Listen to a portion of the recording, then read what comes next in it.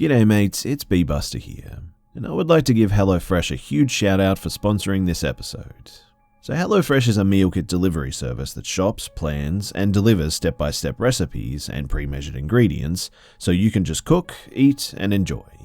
They offer so many recipes to choose from each week to help you break out of your recipe rut, and there's something for everyone, including low-calorie, vegetarian, and even family-friendly recipes every week. HelloFresh cuts out stressful meal planning and grocery store trips too, so you can enjoy cooking and get dinner on the table in just about 30 minutes or even 20 minutes with their quick recipe options. And you can also easily change your delivery days or food preferences and skip a week whenever you need. The packaging HelloFresh uses to ship your food is almost entirely made from recyclable and/or already recycled content, which is great for the environment. And one particular recipe I personally enjoyed was the garlic and oregano halloumi tacos with lemon aioli and caramelized onion. I know, seems like a bit of a weird combo, but what a treat.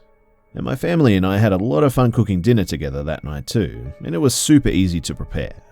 So, enjoy America's #1 meal kit today and go to hellofresh.com/80BeScared and use the code 80BeScared to get a total of $80 off, including free shipping on your first box as well. Again, that's hellofresh.com/80BeScared and use the code 80BeScared to get a total of $80 off, including free shipping on your first box. Additional restrictions apply. Please visit hellofresh.com for more details.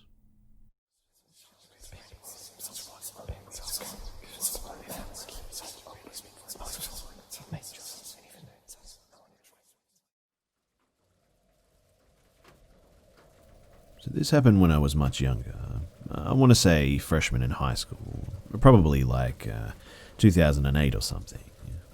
There used to be this road near where I live, though, in CA, called Croke Road. It was barely a road, no one travelled on it, and it was surrounded by small patches of forest and some abandoned barns and houses and whatnot. I would typically go there with my friends to skateboard and hang out. This one night, though, I was hanging out with two of my friends, Lucas and Dorian, and someone wanted to go to Croke Road to hang out since it was creepy at night. It might sound lame, but we sort of loved exploring like a bunch of 5th graders and weren't really into smoking or anything, so what else were you to do, right? I asked my 20-year-old brother James if he could drive us down into one of the nature reserves by the road. This specific reserve was larger than the others and had a network of gravel paths leading through it. Basically, we were looking for unexplored territory to hike in. Soon, one particular path that we were travelling down had become so narrow, James's Ford Explorer couldn't pass through it, so we got out and walked for a while, chatting and just having fun. We walked through the woods for about half an hour, I'd say, until it had gotten relatively dark out and the sun was gone, at which point we sort of just turned around to head back to the car. It's now that I should mention too that despite being near a lot of subdevelopments, this patch of forest was huge. I'd say about 1,000 acres at least, and rarely visited since it was easy to get lost in, especially at night. I mean, it was a challenge getting the car turned around, but James managed it and we were off down the road again. Dorian proposed that we turn down a different path that we had passed by earlier since we had another 40 minutes until our parents wanted us back, and so we agreed. Down this path was a tiny pond that Dorian wanted to check out to take pictures of since he had gotten the opportunity to visit it at night. It was pretty slow going since this road was even worse than the main one that we were travelling on that turned off to Croke Road. But minutes later, we got into a slight argument. Dorian was convinced that James had taken a wrong turn since we should have arrived at the pond by now, while James claimed that he had been driving straight the whole time. It was dark after all, but eventually we came to a fork in the road and none of us were familiar with it. None of us knew which way to go, so we ended up just guessing and going left, hoping that both directions would ultimately lead back to the main path. None of us were scared or anything, I would say. In fact, we were actually kind of excited and intrigued. I mean, we were driving through seemingly the middle of nowhere at night on some sort of an adventure. But it was at this point that we rounded a small bend in the road and the headlights fell upon a surreal sight. Because There were 4 figures emerging from the forest and crossing the road, wearing what looked like long cloaks with the hoods up and holding flashlights. And one guy at the back of the group was dragging a large duffel bag, a human-sized duffel bag, mind you. We all froze and stopped mid-conversation, and as soon as our high beams landed on the 4 figures, they froze as well. James instantly pulled to the left and went around them. Driving past them felt like an eternity because, well, we couldn't have been going over 5 miles per hour due to the terrible condition of the road. But sitting in the passenger seat, I could see them inches beyond my window, and they were indeed wearing black robes and holding flashlights. I actually didn't get a good look at the bag, but judging by the way the guy was holding it, something heavy was definitely inside of it. None of us said a word until the road straightened out and we were far past these guys, at which point James muttered, "What the heck was that?" We continued down the road in silence until I heard Lucas say, "What's that?" and repeat himself in a louder, panicked voice. He said, "They're coming back." I twisted around in my chair to see Lucas pointing at the back window. I could barely see anything, but about 100 yards away, we saw the beams of 4 flashlights shaking erratically. The guys were without a doubt running after us. All of us screamed at James to floor it, and he sped down the road as quickly as he could. The car was bouncing and shaking uncontrollably as we flew over berms and potholes and everything. I kept my eyes on the flashlight beams until we rounded another bend in the road and they were out of sight. And thankfully, the road did manage to take us back to the main pathway. James then gunned it down the road until we popped off by Croak Road and we just got the heck out of there. But the weirdest thing about all of this is that there couldn't have been a vehicle anywhere near those guys for at least 50 miles in either direction. We would have seen one if there had been, but we explored most of the area before and there just wasn't anywhere to pull off the road and park and whatnot. We didn't really say anything more until we were back at my place. We talked about it for a bit, and then my friends went home and James and I went to bed. I didn't know if we should be calling the cops or not, but James, who I would guess would be the adult in the situation, seemed reluctant, so in the end I just dropped it. I never did tell my parents too until just before writing this, and they kind of scolded me for not telling them, and that we should have contacted the authorities apparently, just to report suspicious people in the preserve. Truthfully, I don't know if that would have made much of a difference, but I still do wish to know just how the heck they got there, where they were going, and also what the heck was in that bag.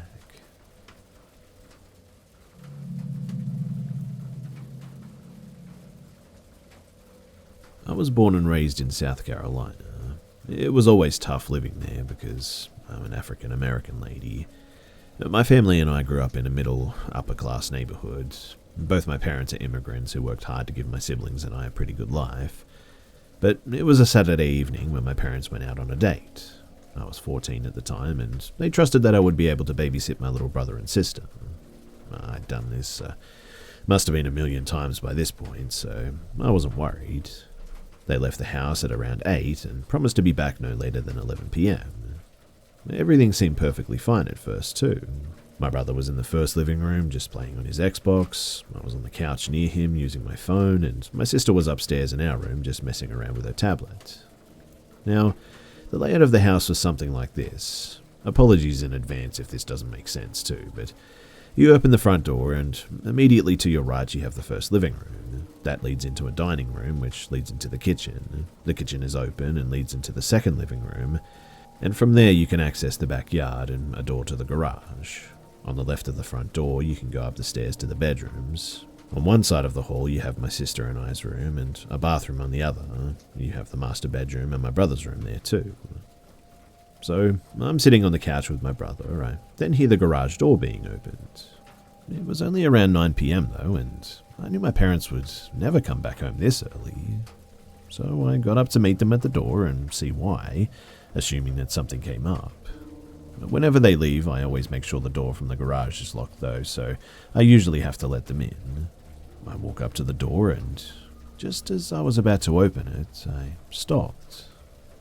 I don't know why, but I felt kind of anxious for whatever reason and didn't really want to open up the door until I heard that it was them. It was then that I saw the doorknob wiggle violently and I got scared and took a step back. I called out, "Mum?" No response. "Dad? Is that you? Stop messing around." Nothing. I started to get pretty scared at this point. "Dad, if that's you, then please say something. You're scaring me." After I said this, the wiggle got way more violent.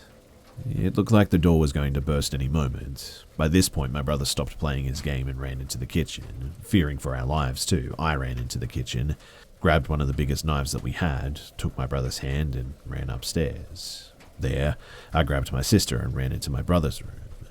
By now, I had actually heard the door burst open. I locked the door and hid my siblings in the closet while I pushed the dresser in front of it to sort of barricade it. After I did that, I sat on his bed and I called the cops. The operator got all of my details and said the cops would be there in about 5 minutes. And as I sat on that bed, I'll never forget just how absolutely terrified I felt. My mind was completely blank until I heard running up the stairs.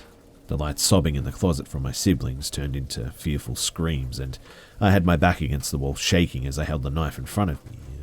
And eventually they get to the end of the hall where my brother's room is and they try to open the door. They get really angry and start banging and yelling at us to open it up.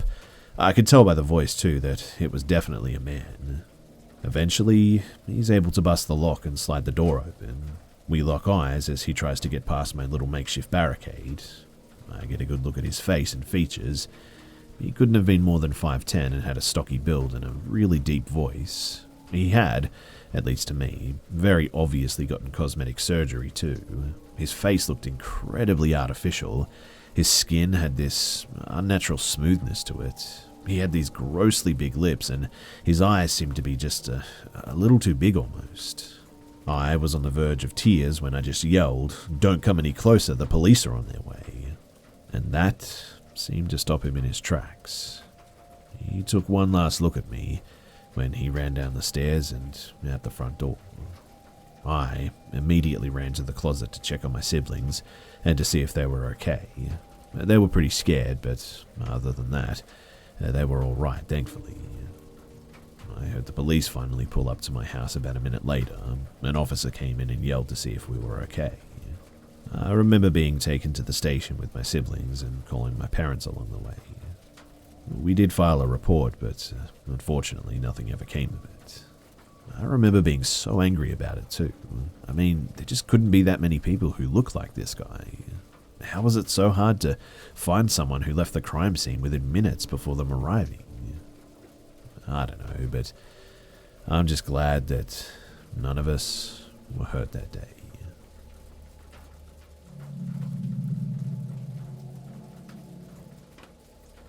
I was visiting my friend in Budapest that was working at a hostel. We ended up going out and drinking pretty heavily and meeting these two girls. We hung out with them through the night and offered to walk them back to their place. When we got there, my friend, who had a girl on lock, was like, "I'll come back with you, Andrew." I just kept being like, "Dude, you've got a girl that wants you to come up to her place and it's a short walk from here to get home. Just stay." He kept saying no, and I jokingly was like, "Well, you can't leave with me if you can't find me," and just started running away. I'm a pretty stupid drunk, I know that, but it was funny at the time. But anyways, I ran for a few minutes and quickly lost my bearings, had an empty wallet and no phone. I just thought, crap, I'll wander, spot a landmark and find my way home from there. Hell, I'll sleep on the street if I have to. I was walking for 30 minutes at this point, really, really drunk. A car pulled up and a guy yelled at me in Hungarian. I just replied, "Sorry man, English only," and I laughed. He was parked and I was chilling, so we talked for a few minutes. He seemed alright and was like, "Dude, I can take you back to your hostel if you'd like." I said yes to this and I went to hop in the back. And there were two guys back there that I couldn't see through the tinted windows. These guys were both super tatted up and very thug-looking. I was honestly just too drunk to run if they were going to rob me, so I put on a brave face and I got in. I'm sobering up really fast. They start driving, and I immediately realize that something is definitely going on. Basically, Budapest was two separate cities on either side of the river, Buda and Pest. We were on the Pest side, with most of the clubs and such, and we almost immediately crossed over, and I knew that I didn't live on that side. So I was kind of like, hey man, my hostel's in Pest. Why are you going into Buddha? And they all just laugh and go quiet again. Finally, the driver pipes up and says, "Hey man, no one knows where you were tonight.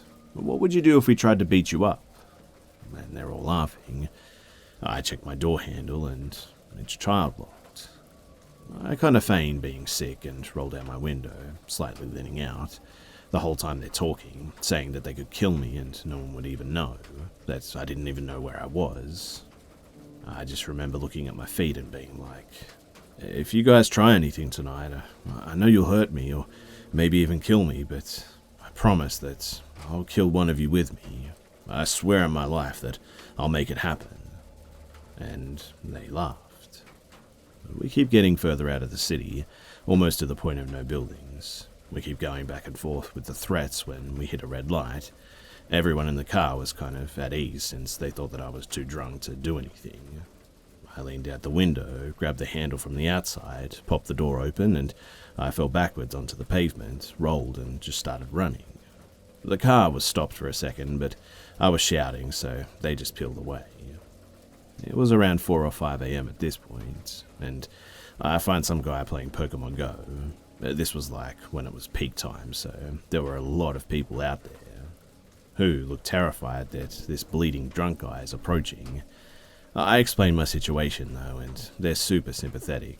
But they call me a cab, and I take the cab back to the hostel. All I had was 20 Canadian dollars in my wallet, and I beg the driver to just take it. He does. I get to my room as the sun rises. My friend asked what happened, and apparently I just said that got kidnapped, sleep, I'll tell you tomorrow, alright? And passed out in my bed.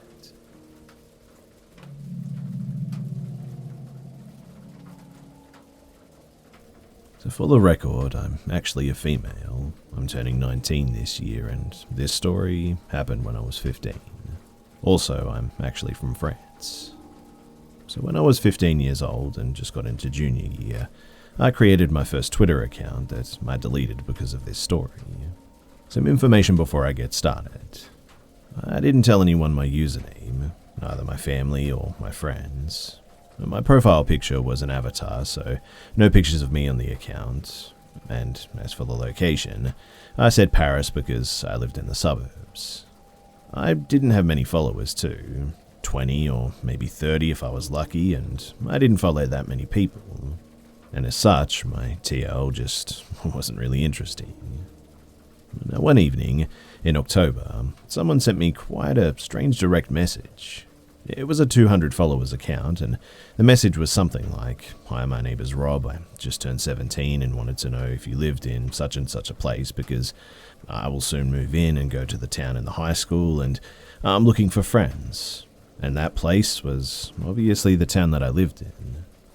I immediately thought that something was wrong because there was nowhere on my profile that I said where I actually lived, but after some time of thinking, I remembered a tweet that I made weeks ago about buses, and I mentioned the city, so I told myself that he must have looked up for that street or whatever that I was in and found my tweet. His age wasn't that shocking to me because I'm 2 years ahead of my classmates anyway. And quite frankly, I was just bored, and he seemed polite, so I answered him. I told him that I lived in the city and I go to the high school there. The discussion was pretty natural, and we talked a lot that night, mainly about high school, about the food at the cafeteria, about the teachers, that kind of thing. But as it was getting very late, he tried to interpose some personal questions, like, do you live far away from the school, in a house or in an apartment? Do you live with both of your parents? There's 5 of you? You're not often home alone, right? I never really answered because it was way too shady for me, and unfortunately, he didn't insist. And I say unfortunately because if he did, I probably would have blocked him and that would have been the end of it. But the next day, the same thing. Well, we talked a lot and he was still asking really personal questions to know me better, so I asked some too. And he always seemed like he answered honestly. I still didn't answer the questions about my house though, because he didn't need to know anything about that. This lasted for about 2 or 3 weeks, but it was enough for me to develop feelings for him. He was handsome, super kind, and it was everything that I needed at that point, because I was bullied for years, and even today I still develop strong feelings, but most importantly blind trust in people who are friendly to me has gone out the window for the most part. Now, in France in October, we have a 2-week-long vacation, and the day before back to school day, he finally told me that he was coming to my high school because he finally moved in with his mum, and he asked me a place to meet during the morning break. I'll admit too that I was really happy and sort of relieved to be able to finally meet him, and told him to join me in the hall. But when he understood that there would be people around, he said that he would prefer an isolated place because he was afraid that he would not recognize me and didn't want to spend the break looking for me. It was a good enough excuse for me. I know, kind of stupid, but I told him to meet me in the 3rd floor bathroom because we weren't allowed to stay there during the breaks and no one would disturb us. In my head, even though it was a little bit creepy, I'll admit, I still was in school, so nothing could happen to me, right? Next day, back to school day, I made myself pretty, I wore my best clothes, I counted down the minutes, and finally, when break time arrived, I ran to the bathroom and waited. And when he arrived, it was him. He wasn't a catfish. He looked quite like his profile picture, but I still noticed that he seemed a little bit older than he told me.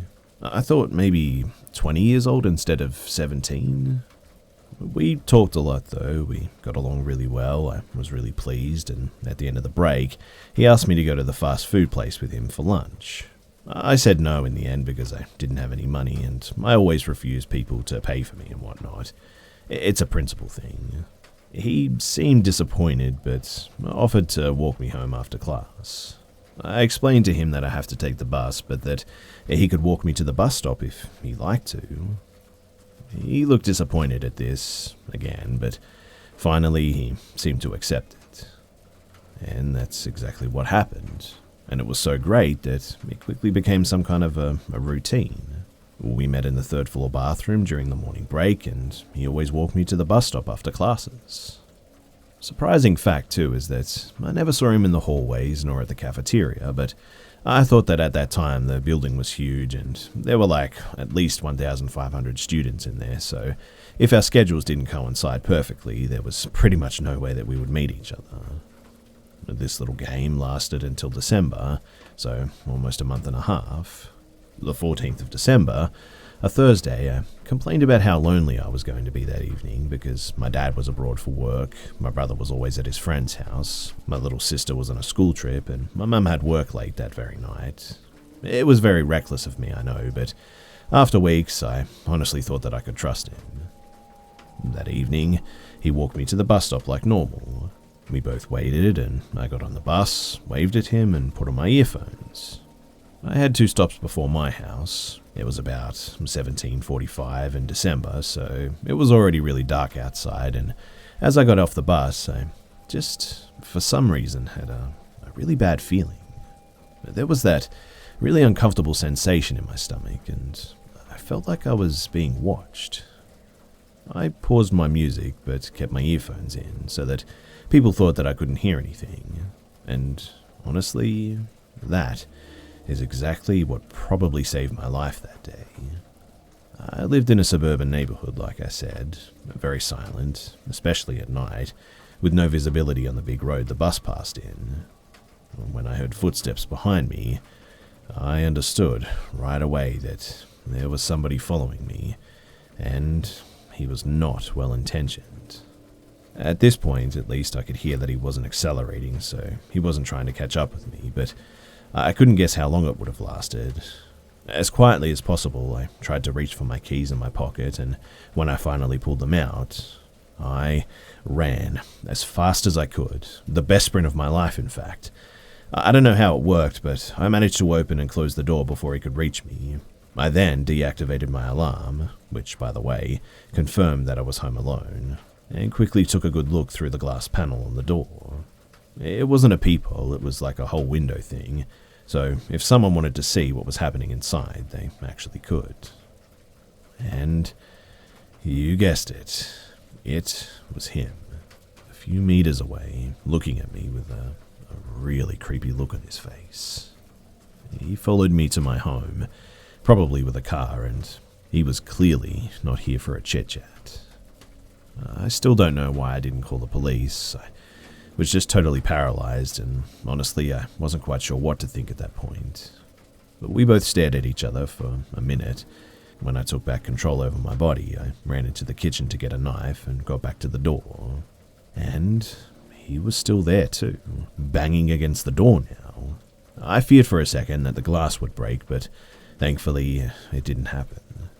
And that moment when I was pushing against the door, praying for it not to break while he was kicking it harder and harder, was the longest moments that I've ever experienced. After maybe 5 minutes, he just eventually stopped and got around the house, knocking against every shutter, and got back to the door. He looked really angry, but then my neighbor's car reached my house and he ran away, probably thinking that it was my mum coming home.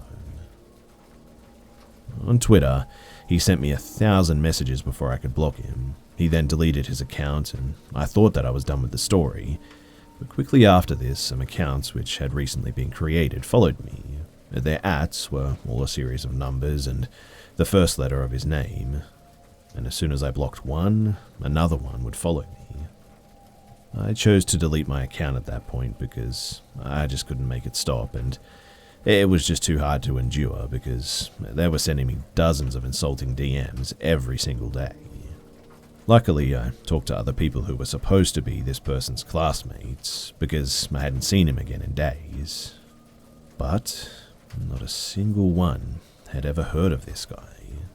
And I'm pretty sure that this person was never even a student of this high school. And that explains why I never met him apart from our daily meetings. And that's also probably why he just seemed so old. I never did hear from him again, which I'm thankful for, and I'm still asking myself, though, what exactly did he want? And what would have happened to me that night if I hadn't have had that funny feeling?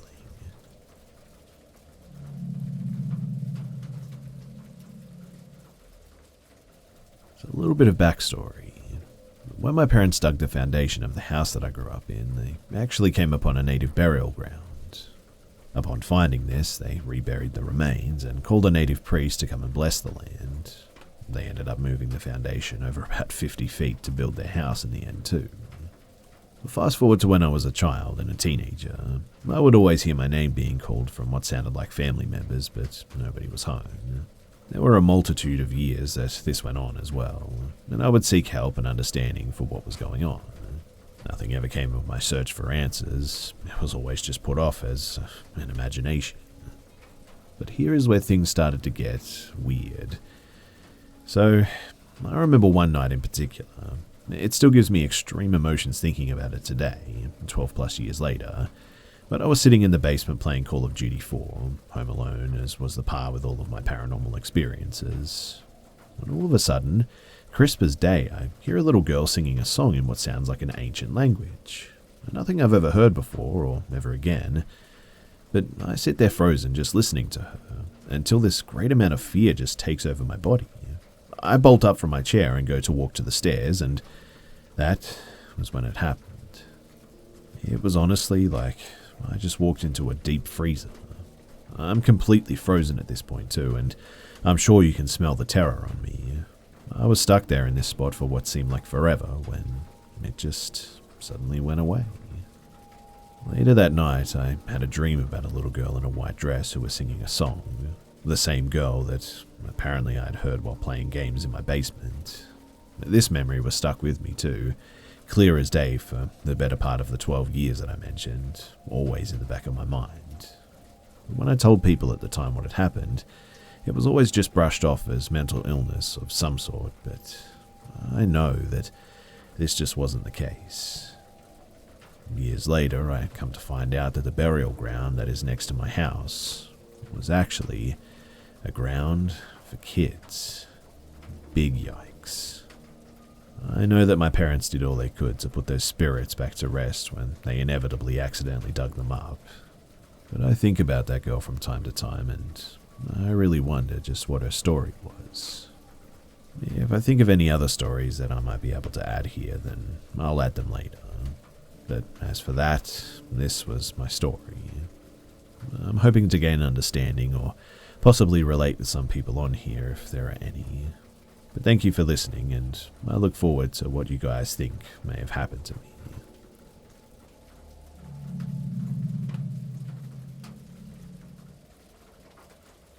So about 5 years ago, I, male and 26, set out to travel the world. Being straight out of college, it had left me in a fair bit of debt, and so I was ever more desperate for any job that I was overqualified for, and generally depressed too.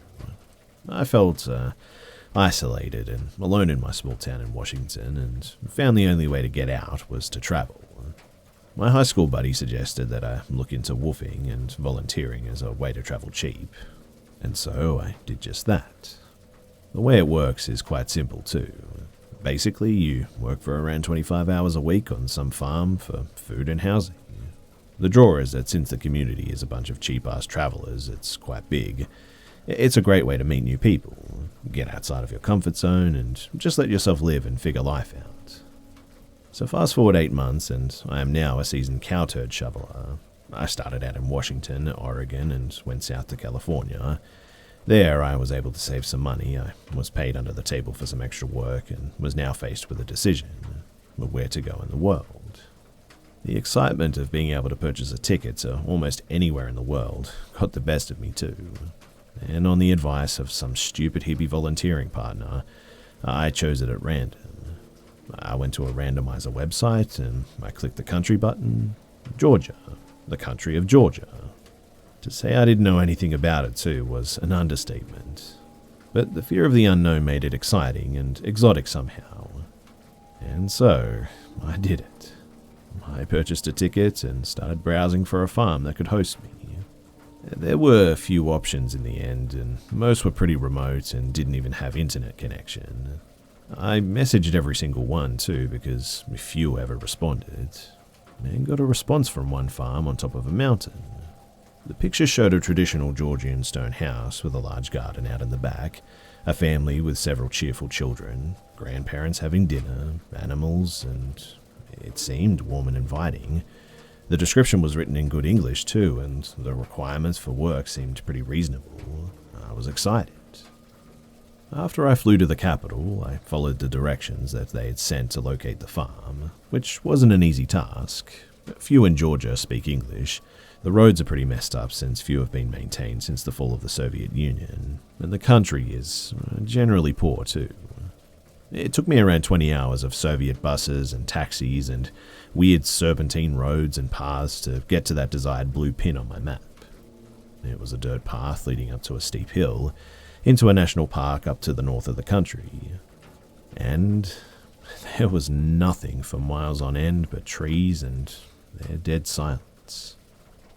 As I got up that hill, I saw the house about a half a mile away on an even steeper hill, surrounded by the trees. From that viewpoint, it seemed abandoned, overgrown, brown and sort of dreary. As I walked past the gate, Geary, the apparent owner, approached me. He was a heavy, small middle-aged guy with a big smile on his face. He shook my hand and, in broken English, started to show me around. He also just stank of booze. But as he was showing me around, I noticed that there wasn't anyone there but us. I asked about his wife and kids, and he brushed that aside and said something to the extent of, "They're away right now." By this point, I'm pretty creeped out. From browsing around, it was very apparent that the farm was in deep decline. Apple trees and crops were dying, the roof of the small barn was caved in, the house itself was full of trash and smelling of mold. It was obvious that Geary was going through a very rough patch. But I wasn't going to turn around and just leave in the middle of nowhere without a plan, especially having not slept for the past 36 hours. It was evening, and after feeding me well and trying as best as he could to hold a conversation in English, Geary showed me my room on the second floor, and eventually I fell asleep. In fact, I almost immediately blacked out from the exhaustion and stress, and actually probably would have slept 10 hours if I wasn't awoken by a strange noise in the middle of the night. It sounded like something metallic and heavy was being dragged across the wooden floor. In that sort of sleepy in-between state, I listened to it for a few minutes, thought nothing of it, and eventually I just went back to sleep once it stopped. In the morning, Geary, now sober and grumpy, asked me to repair some of the windows and the doors in the house, as he himself planned to go and fetch some components in a nearby village or something. But again, I just got this weird feeling creeping down my spine. Something just wasn't right. He didn't maintain eye contact and was really evasive. There was no cell reception here, no internet. And once he left, I checked around the house to get a general idea of the place, and it became apparent that the place was hardly ever lived in. Like one of those abandoned houses. There was broken furniture, newspapers, and old photos on the floor, a shattered mirror.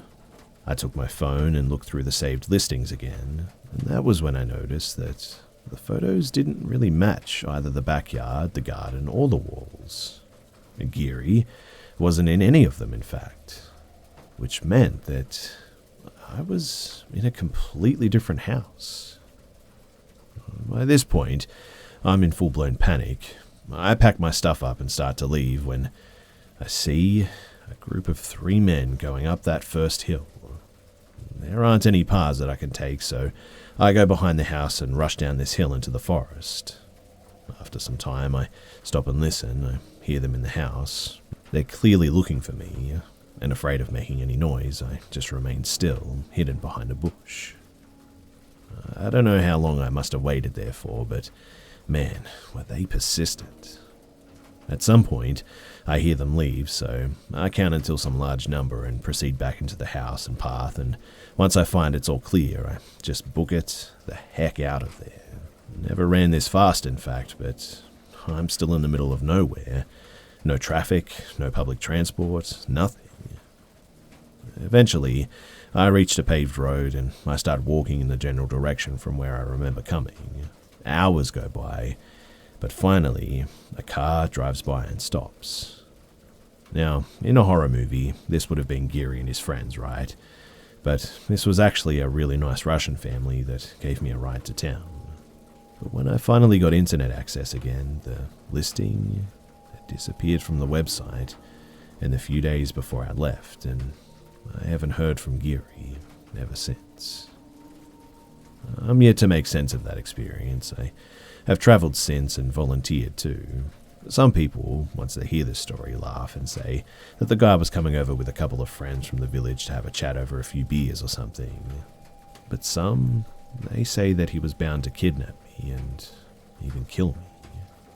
But I trust my gut feeling.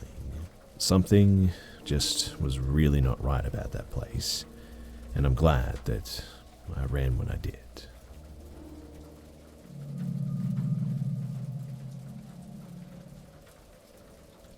This happened a few years ago when I was bartending in college. I was coming home down a stretch of divided highway at around 3 a.m. when I noticed a car heading towards me in the wrong lane. I sort of doubted myself at first and thought the car was on the other side of the highway. But sure enough, the white Ford sedan passed me at a really high speed, at least 90. It's worth noting too for later that I also drive a white Ford sedan. Now, I was used to drunk or idiot drivers in the middle of the night, so I just pulled to the side of the road and let him pass me. I had a moment of clarity and thought to call the police, thinking this person could hurt themselves or somebody else. The dispatcher answered, and after telling them which road and exit mile marker I was at, told me that they would send a car. The state police station was only a few exits away, so I figured that they would send somebody and I would just drive home. As I headed back onto the highway, I noticed some lights a few miles behind me. I live in a more rural part of southeastern PA, and traffic at 3 a.m. tends to be truckers and cops. The car gained on me as I was getting up to speed, so I stayed in the right lane and waited to be passed. But instead, they flipped on their high beams, making it uncomfortable to drive, and rode my tailgate. At this point, I thought that I was being pulled over by the police. I drove a white Ford sedan after all, and had just called about a different white Ford sedan, so I grabbed my registration from my glove box. Suddenly, though, the car behind me audibly slammed on the brakes and stopped in the middle of the highway. They must have shut off their car, though, because the lights went out, and I saw what looked like the same Ford sedan from earlier.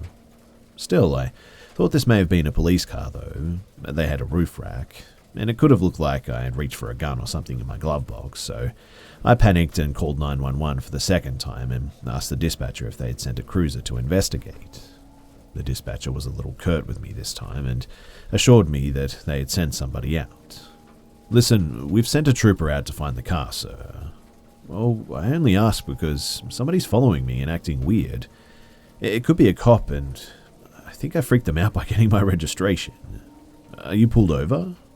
No, I don't think so. They didn't turn on their lights. Let me try to get the trooper we sent out." As she was talking, the car again sped towards me and stopped inches from my bumper this time. Again, their high beams were on, and again they slammed their brakes. I told the dispatcher I'm pretty sure this is not the police behind me.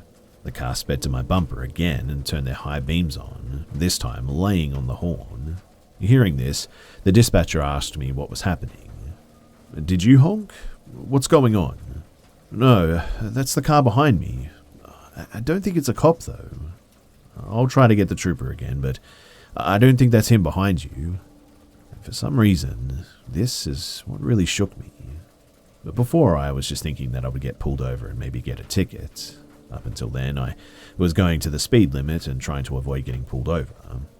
I told the dispatcher then, "I don't care if I get pulled over, alright? I'm speeding, and if they put their lights on, then I'll pull over."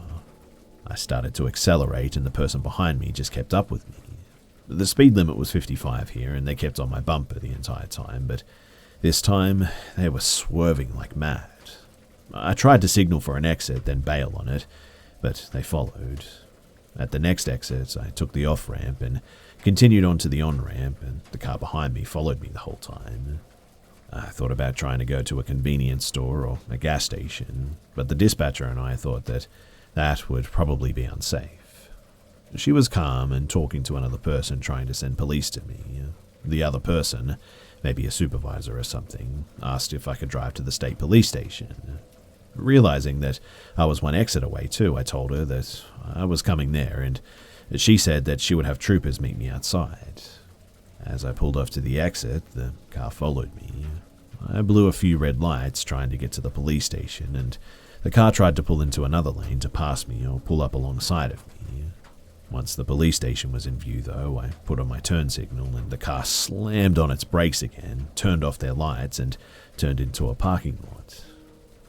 Unfortunately, too, the story ends kind of anticlimactically as I pulled into the police station and met the troopers. The two of them went to find the car, and I stayed with the third trooper. I thanked the dispatcher and her supervisor, and the state trooper escorted me home after taking a statement from me.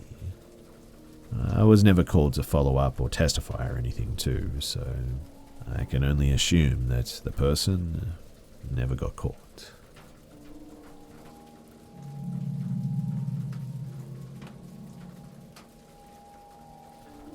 A few years ago, I went camping for the first time in my life. I was about 11 or 12 when we headed out to a forest nearby our house, and we were in Poland for the holidays, as we do every year, and right next to our house was a huge forest.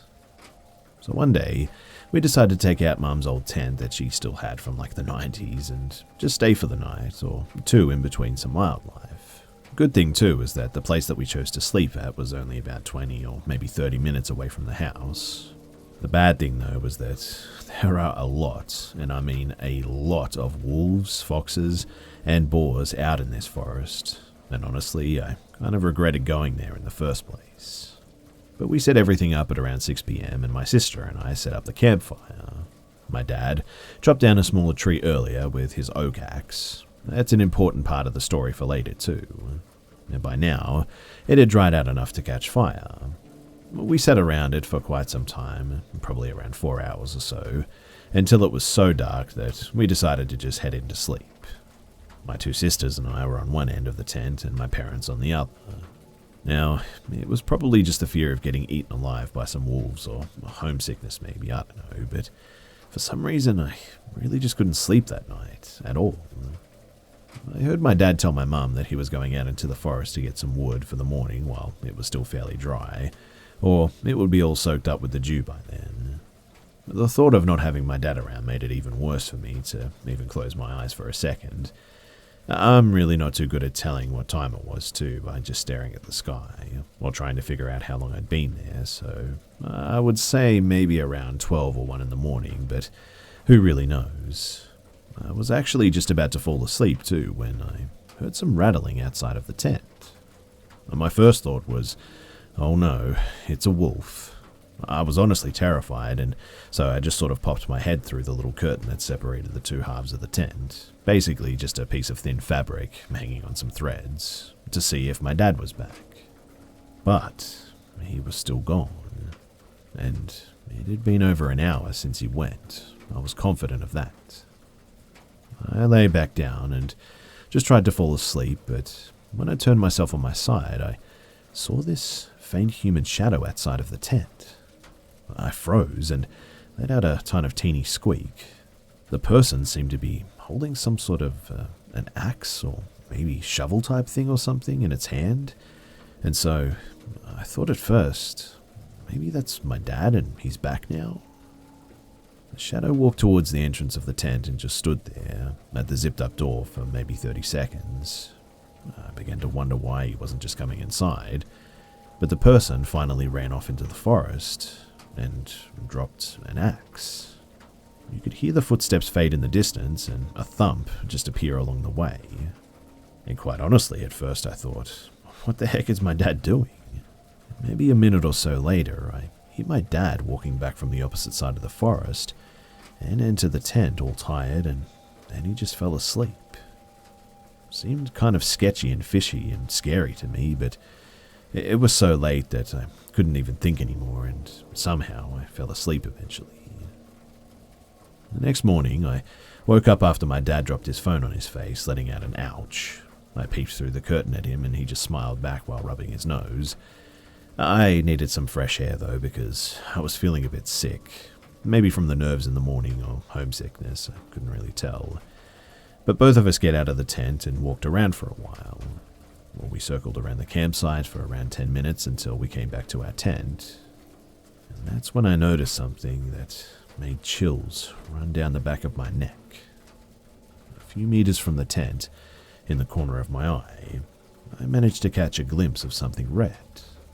It took me a hot second to realize that I actually saw something, and when I turned my head to see what it was a red and black rubber axe. And I can tell you right now that it definitely was not there before. I knew that it wasn't my dad's because his was by the pile of wood that he collected at night. From my dad's reaction, I probably turned pale because, well, even he started to freak out a little bit, like I was about to pass out or something. He turned his gaze to where I was looking, and we both just stared for a few seconds before he called out for the rest of the family to wake up and get moving. We were all packed up within an hour, and then we just rushed back home. Later, I told my dad what I saw that night, and he didn't believe me at first. But I carried on with the story, and he finally realized that I was telling the truth. To this day, I still have no clue who the heck that was, but man, am I happy that he didn't investigate our tent any further, or any other animal out in that forest.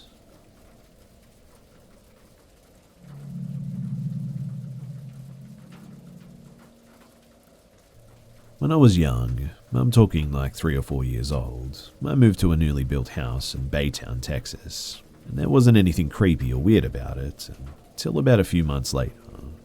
I vividly remember this too because I had a chalkboard in my room and it was centered right in the middle of my room. One night I was laying in bed and I kept glancing over at the eraser on the chalkboard, and it was sitting straight up, so I walked over and set it down and got back into bed. Well, when I looked back again, it was standing straight up, so I went to place it back down, and it happened again. I cried for my mum at this point. I can't remember if I told her or not what happened. But the next thing that I remember is waking up downstairs. I don't sleepwalk. I've never slept walk in my life, but I woke up downstairs, and of course I was really confused. I ran back upstairs, and I keep hearing someone running behind me up the stairs. I wasn't dreaming, I was definitely awake. But some years later, in my teenage years, I told my mum about this, and she told me that I was talking to someone. Apparently, I was holding someone's hand and talking to someone downstairs. I don't remember that, but the next thing is something that I will probably never be able to explain. I did tell my mum about this one, and she didn't believe me, even though she does believe in spirits. But it was raining outside, a really bad thunderstorm that day, and I was afraid of thunder. I love it now as an adult, but as a kid it was scary to me. I ducked my head under the covers, and I remember getting slapped. And the slap really hurt. It even made a sound, but I think that I was so scared that I must have passed out. I can never explain that, but there was no one in my room. I would have heard the door open, and my parents wouldn't slap me over me being scared. The other things are minor, but in this house I would have the most vividest dreams. There was one dream in particular that I remember, and I woke up in the house and went to my dad's office to find like 3 or maybe 2, can't remember, gravestones in his office. They didn't have names, but shortly after I woke up. The other dream that I had was that I was in my room, but I was talking to this massive black shadow with a deep voice, and it yelled at me, and I woke up in a sweat. The last thing I can remember from that time there too is that I used to have this pencil-looking sort of bag holder. Again, I was young, and I swore that this thing used to move. I was always so scared of it too that we put it outside, and I remember hearing scraping on the carpet outside of my room, and I would go outside and check, and I could see marks on the carpet like it was moving. Oh, and I also remember that my closet door used to open by itself too. It was a slide closet door that opened by itself a few times, and yeah, that one used to freak me out too. When I was young, maybe 5, I told my grandma about some of the stuff that happened, and she took me to see a priest and get blessed and whatnot. I'm unsure if they actually worked because on and off I've been experiencing weird things, even when we moved out of that house into a different house, but a lot of it did stop, I must admit. Anyway, it honestly feels good telling someone about this because, well, no one's really ever believed me. Maybe one day I can tell my parents about more of this, or my mother at least. My dad would just never believe me, but I don't know. For now, it feels good to get it off my chest.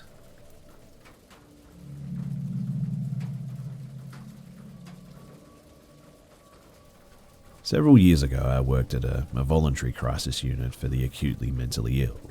It was a 10-bed unit where individuals would come to stay as a sort of step down from a psychiatric hospitalization or a diversion to prevent psychiatric hospitalization in the first place. I often worked alone on the weekends.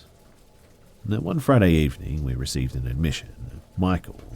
Background info was provided with the referral indicating a diagnosis of antisocial personality disorder and recently released from prison after serving a sentence for murder. I completed the initial intake meeting with Michael, during which time he said some really sexually explicit things to me. I made it clear that this was inappropriate and that confidentiality was limited in that the staff working on the unit, as a part of his treatment team, would be privy to anything said in the interview or subsequent one-on-one sessions. He responded well to the redirection, and we finished the intake, and I went about the rest of my shift until about 11 p.m. that night, when he approached the office and asked if I was working alone. Luckily at the time I wasn't alone, and I told him that my male co-worker was in the adjoining office. After this encounter, I explained the situation to my co-worker, who read my shift summary and decided to sit down with Michael and tell him the way that he was acting was not acceptable and he could risk being released from the program if it continued. The next morning I was working alone from 8 a.m. to 4 p.m. Around 9 a.m. I went to wake up another client, Jeremy, to administer his medications. The room Jeremy was assigned to was at the end of the hallway, and he was usually slow to get up in the mornings. While I was knocking on Jeremy's door, Michael approached me to tell me that he didn't appreciate that I had shared the things that he said to me with my male co-worker. I explained to Michael that he knew what he said was inappropriate and that he knew anything that he said to me would be shared with the rest of the treatment team. Michael then became way more agitated and got in my face all of a sudden, backing me into the corner in front of Jeremy's bedroom door. At this point, Jeremy had woken up and heard what was happening outside of his room. Jeremy came out of his room, stood between Michael and myself, and told Michael that he needed to walk away and cool down. Michael went back to his room, and I contacted my supervisor, who told me to document the encounter and to continue my shift. Needless to say, I left that job shortly after this incident, though. I am thankful for Jeremy and that he had the presence of mind, while also being a client with a mental illness, to intervene on my behalf. I often wonder what would have happened if Jeremy wouldn't have woken up that day, or if he would have been in a more severe state of mental illness and would have become agitated as well. I try not to think too much about what happened that day, though, because, well, like I said, Michael, he was a convicted murderer.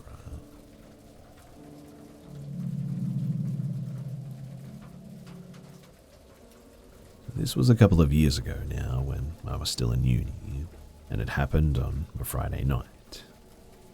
I went to sleep, when suddenly around 2 a.m., someone enters my room and asks me if he can sleep next to me. I was sort of semi-asleep and wasn't really aware of what was going on, so I just mumbled and moved to the right side of my bed to let the person have some space to sleep. But 1 minute after that, I opened my eyes in a sort of frightened way because I just realized that deep voice, it wasn't familiar at all. I slowly turned my head and I saw a man who was about 40 staring at me quite disturbingly, and he said something that I will never forget. He said to me, "Keep sleeping. I like to watch you sleep." Panicked now, I pushed the man out of the bed and ran away as quickly as I could to call the police. Since it was a Friday, we had some party at a friend's house and I was very drunk, and I probably forgot to lock the door when I came back to my house, so the man probably took the opportunity to follow me and enter that night. Unfortunately, though, when the police arrived, he was already gone. The stranger just completely vanished. But these days, every single time I go to sleep, I always lock every single door that could lead to my bedroom.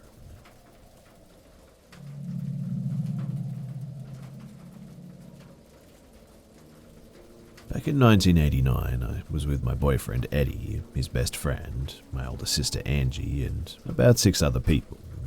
We had spent the entire day just sort of mudding in the Royal Palm mudflats in Royal Palm Beach, Florida, aka part of the Palm Beach County. I grew up in West Palm Beach. I had never seen anything like this before, or since then too. So after mudding all day, we decided to call it a night and leave. Almost everyone was gone by then, so we all piled into Eddie's truck and we left. Eddie saw a small mud hole and drove through it as one last hurrah for the night, and we got stuck. That small hole was pretty deceptive in the end, and when I say that we got stuck, I mean that we were stuck for literally hours. I was actually pregnant with my first two, so I was steering as the other 9 were pushing. That truck, it just would not budge. We had no choice in the end but to wait until morning for someone to come and pull us out, as we were now on our own. and at about 5 a.m. we decided that we should just relax and try to sleep until someone came through. Eddie, I, and his bestie were in the front. My sister and the other 6, who were still friends with us to this day, piled in the back and started to settle down. We were still making noise too when I heard a strange sound. It was a sort of rumbling growl, and I knew immediately that it was some type of an animal. I told everyone to hush and to listen, and then we all heard it, and it was getting louder and more aggressive sounding. Eddie has a KC light behind his seat, and he popped it out, grabbed it, plugged it in, and lit the night up. And it was at that moment when our world changed forever. All 10 of us, in fact, had our world rocked in a way that we had never expected. This thing ducked down and moved. Everyone was starting to freak out because it was clearly there, but what the heck was it? Then it seemed to get angry, and this thing stood straight up, let out a roar that I can still hear 31 years later, leapt the large bush that it was standing behind, and charged us. You could feel the earth literally shake with every running step that it took. It was easily 8 to 9 feet tall. It was broad and really heavy set. It looked like an extremely large man with hair, not fur. It actually had hair, and lots of it. The KC lit it up, and you could see the clumping of the hair in spots. The smell was absolutely rotten and sour, and being pregnant, I was extremely sensitive to smells at the time, and man, it was bad. We had spent hours, we're talking like 5+ hours trying to push this truck out. They say adrenaline gives you super strength, and man, they were right. Because Eddie turned on his truck and started pushing on his doorframe. His bestie leapt out to his side and did the same. My sister and the other 6 let out screams as they piled out, and then all you heard was this thing running and roaring everywhere. Everyone else was dead silent as they're trying to put everything that they had into pushing this truck out, and with a sucking pop that I can still hear, we were out and they were throwing themselves into the back as Eddie and his bestie jumped in and he floored it. Now, these are woods with tight turns, and we flew around those turns like they didn't even exist. It felt like the devil himself was chasing us, but after we got out and onto the main road, we headed for a gas station to calm down and call our families. When we got there, we all got out, sat with our backs to the wall, and that was pretty much it. We never said a word to each other, just silence. I think we were too raw and scared and just in complete shock over what had happened. I mean, this was all myth. This wasn't real. They don't exist.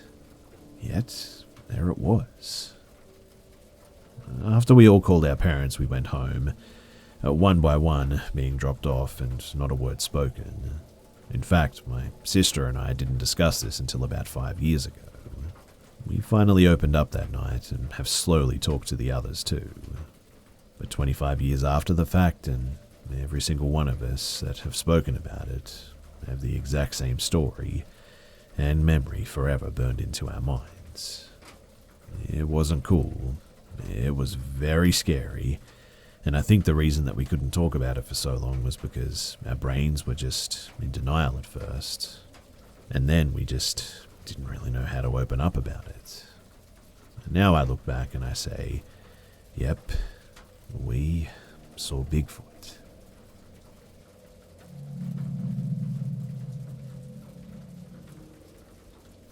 This took place in San Francisco in the early 90s. I was a 33-year-old female living alone in San Francisco. I had a good job though, and I was very interested in real estate. I decided to walk to a neighborhood grocery store to pick up a real estate magazine. Well, that's just what you did back then. We didn't really have the internet yet. But I remember that it was a rare, warm evening in San Francisco, and there were quite a few people walking around outside. I was walking behind a group of about 5 or 6 apparently unrelated people. At least, they weren't talking to each other, so that's what I assumed. I'm rather short, so all I could really see were their backs. When suddenly, without a single word from any of them, they all turned around and started walking back in the direction that we had just come from. I was a bit amazed by this and sort of turned around to look at them, sort of shrugged it off too and just kept going in my original direction. But as I turned my head, I was stunned to see a man just in front of me pointing a gun at me, grinning like a madman. He was about my height, wearing those green mechanic overalls, covered head to toe in grease and dirt. Startled, I was about 2 feet from him, and my gut reaction was just to continue going forward. And so, I passed him, every muscle in my body tense, heart racing, and just kept walking. But to my dismay, I heard his footsteps following me now. Then he started whispering things like, "Oh, you're a bad one, huh? Why don't you run? Run." At that moment, my mind seized on the belief that he was waiting for me to run before he shot me in the back. And he seemed to want it just so badly, so I was determined to do the opposite now. I kept walking instead, expecting to feel a bullet slam into my spine at any moment. But that shot, it never came, and I believe then and now too that if I had run, that would have given him the piece of his fantasy that he needed. I headed up a hill and around a corner to a gas station with people in it. It was dark by the time that I got there, but when I turned around, he was gone.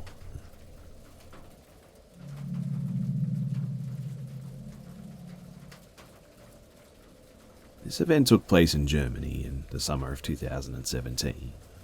I was on a holiday with my family, parents and younger brother, and were due to stay in a small apartment for a few days near Lake Constance.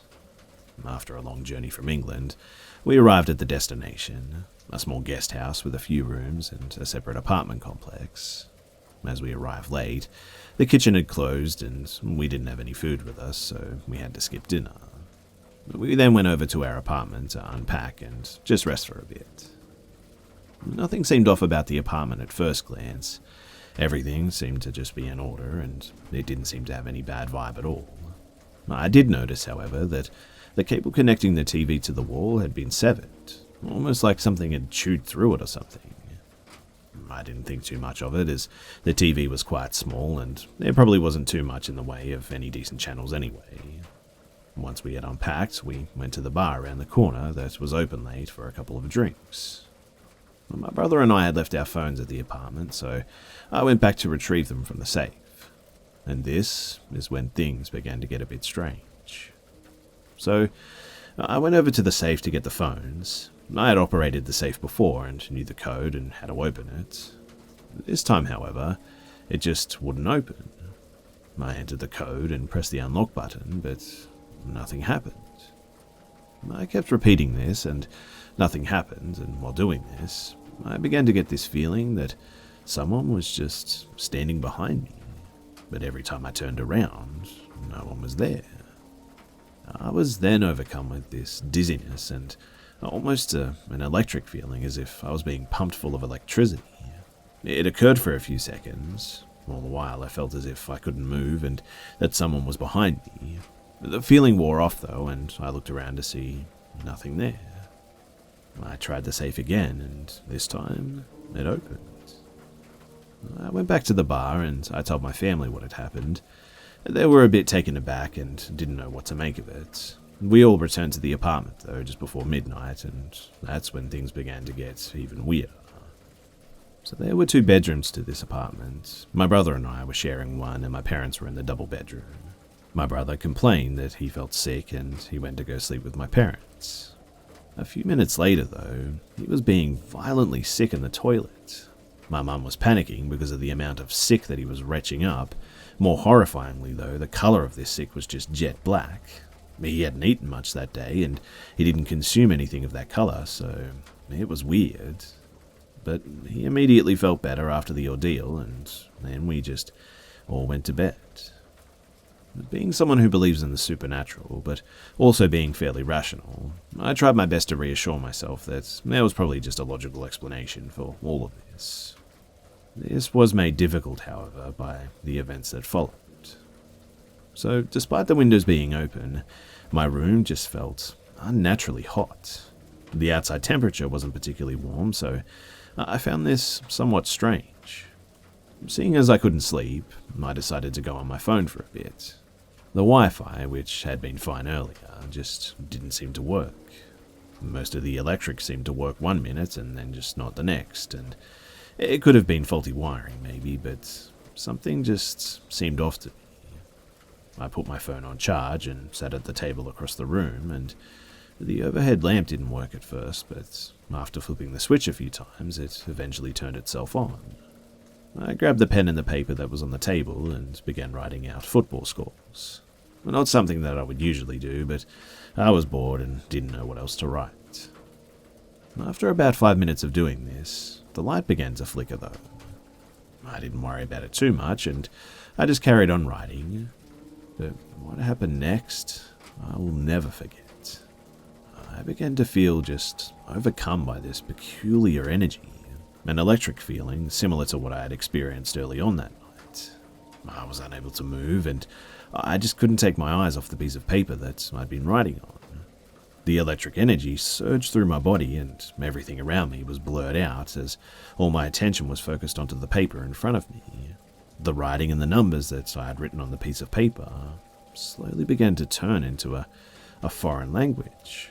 The writing was kind of Latin-looking and was like nothing I'd really ever seen before. I believe that it was possibly Gothic script, a script that is hundreds of years old and was used in Western Europe. It was a surreal experience, and I don't know how long the ordeal lasted, but it seemed like a long time. I was dazed and confused. I didn't know what to do with myself, so eventually I just went back to bed. After a few hours of sleep, though, I woke up to what sounded like a low-pitched growling. Thinking that I was half asleep, I gave myself a few seconds to adjust. I realized that I was now fully awake, and I could still hear the noise. It sounded like it was coming from under the bed as well. At this, I hid under the covers, trying desperately to control my breathing and not freak out. The growling didn't sound like that of a dog or anything. It sounded like something, honestly, I've never heard before. I was now starting to realize that there was no real explanation for any of this activity, though. This place must be haunted by something, possibly dark, and it wanted us straight out of there. But it was right when I was having these thoughts that was when I felt air blowing on my feet, which were exposed, sticking out from under the sheets. I froze, hoping that my mind was just playing tricks on me in my paranoid state. But I was wrong. Warm, damp air was being blown onto my feet from something. It was unmistakable, and it felt as if a dog was sat at the end of my bed breathing heavily on my feet. I curled up into a ball instantly and hid myself under the covers completely, hoping that it would stop. During the early hours, though, I heard what sounded like barking or something like that, coming from right outside of my window. The windows were open in my room, and this was a ground floor apartment. Eventually, I plucked up enough courage, and I grabbed my phone, put the torch on, and I ran to the window to see what was outside. I could still hear the barking and growling as I approached the window, and as soon as I looked outside, the noises just stopped. It couldn't have been a dog, because not only did it not sound like one, but it also stopped as soon as I shone my phone torch outside. It just wouldn't have had time to have gotten out of sight, as there was nowhere to hide. Once again, though, I felt a presence behind me. I span around and shone my torch around the room, hoping to catch something, but I couldn't see anything. It was now about 4 a.m, and honestly, I just wanted to get some sleep. I was scared, but I was also getting irritated because I was just so exhausted. So I got back into bed and I just drifted off to sleep. When I woke up, it was late morning. Everybody else was awake. I asked them if they heard any weird noises coming from my room, and they said that they didn't. My mum, however, said that she heard a growling and a barking coming from the back of the apartment, similar to what I had actually heard. She said that she thought that it was probably just a dog, and she just went back to sleep. She said that she also heard music coming from outside the window, and it was a creepy kind of melodic-sounding tune being played on a string instrument of some sort. Everyone was growing tired of the place, though, and we all decided that It was best to just leave and find somewhere else to stay. My brother was still a bit traumatized from his ordeal the night before. He was also alarmed by what I had experienced and didn't want to stay another night.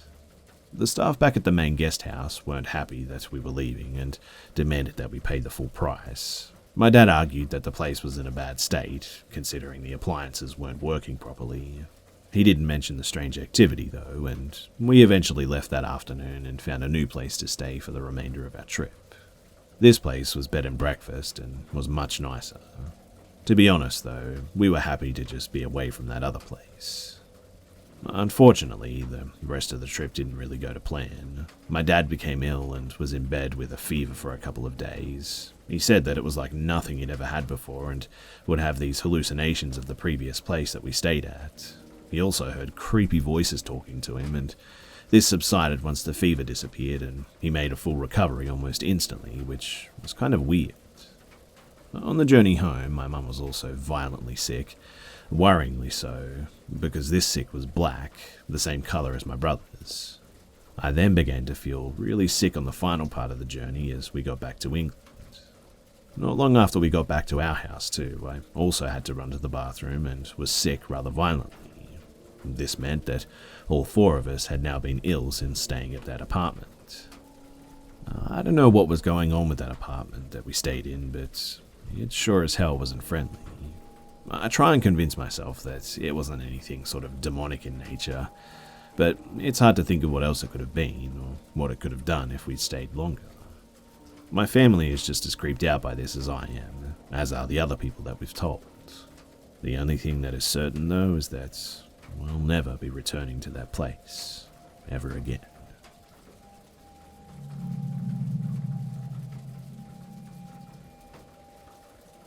I had to think about it, but I believe that this happened in the 6th grade. It's hard for me to believe that this took place 20 years ago now. One thing that I don't remember, though, is what our science project was exactly. All I know is that I got partnered up with this little Mexican kid in my class named Brian. He seemed like a pretty chill kid at school. He was chubby, quiet, and kind of shy. But when I went to his house to work on our project for the first time, he was apparently much more comfortable and seemed to be very outgoing. He made jokes and laughed a lot more than usual. He kept saying stuff to his mum in Spanish, and then they would both laugh at me, but I never thought that that was really mean or anything, and I would just laugh along, even though I have no idea what they were saying. Usually right afterwards, though, he would tell me what they had actually supposedly said. And at one point, we were in his room, and he asked me to go ask his mum for lined paper.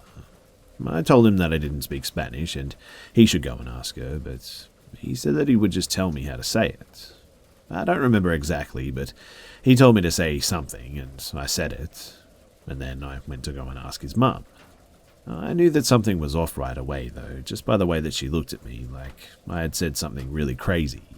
She grabbed my hand and walked me to the bathroom like I was a special little boy.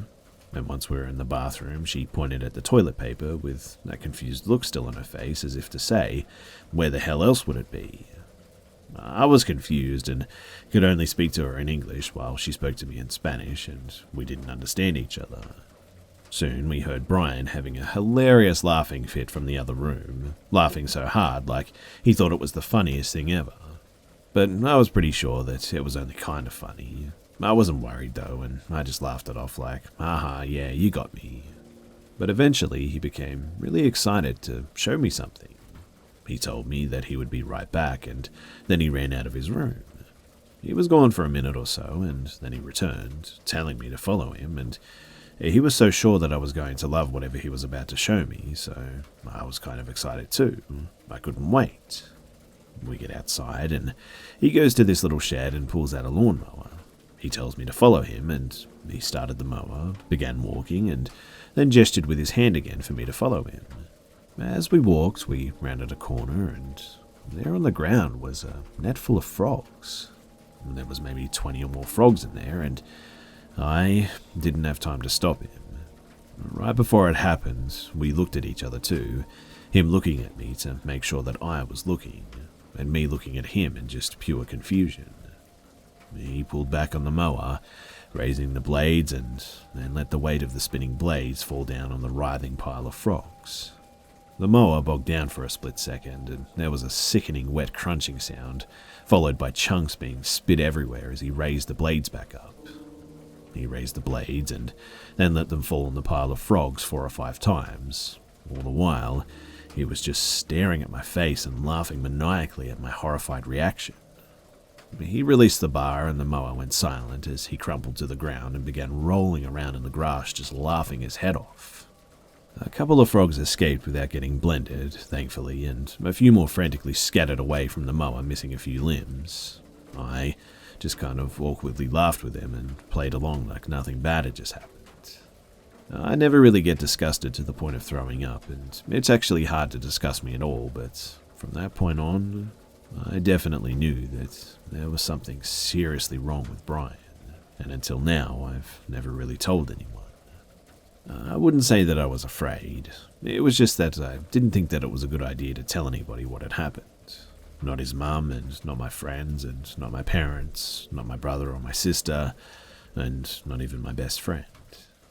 I just didn't tell anybody anything about it, and Brian never did anything like that or mention it again. That I'm aware of anyway. It was just the weirdest thing that I've ever been confronted with. They say that it's the quiet ones you gotta watch out for. I haven't seen him since 6th grade ended, but sometimes I wonder just what kind of person that he actually turned out to be.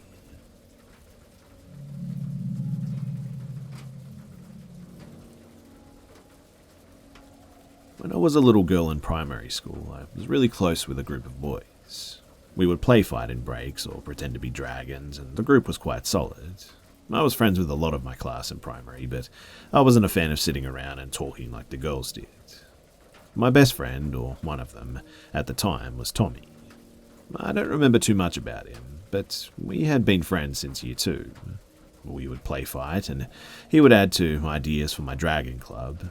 I went to his house once or twice, and he went to mine. He called me thick once because I said in my woke 6-year-old mind that there are no boy colours or girl colours, and I could like green if I wanted and he could pink. It was a pretty normal friendship, but then when I was in my last year, year 6, my parents decided to move countries. On one of my last days, Tommy confesses his feelings for me, but very awkwardly like a little boy would, and I played it off just as awkwardly. I think in my memory that I pretended to say to him that I thought that he was talking about another girl. And well, I moved, and as expected from anyone other than me, I didn't remain in contact with a lot of my class, including Tommy. Life went on as it does. I went through high school and made new friends. Tommy requested me once on Facebook when I was 15.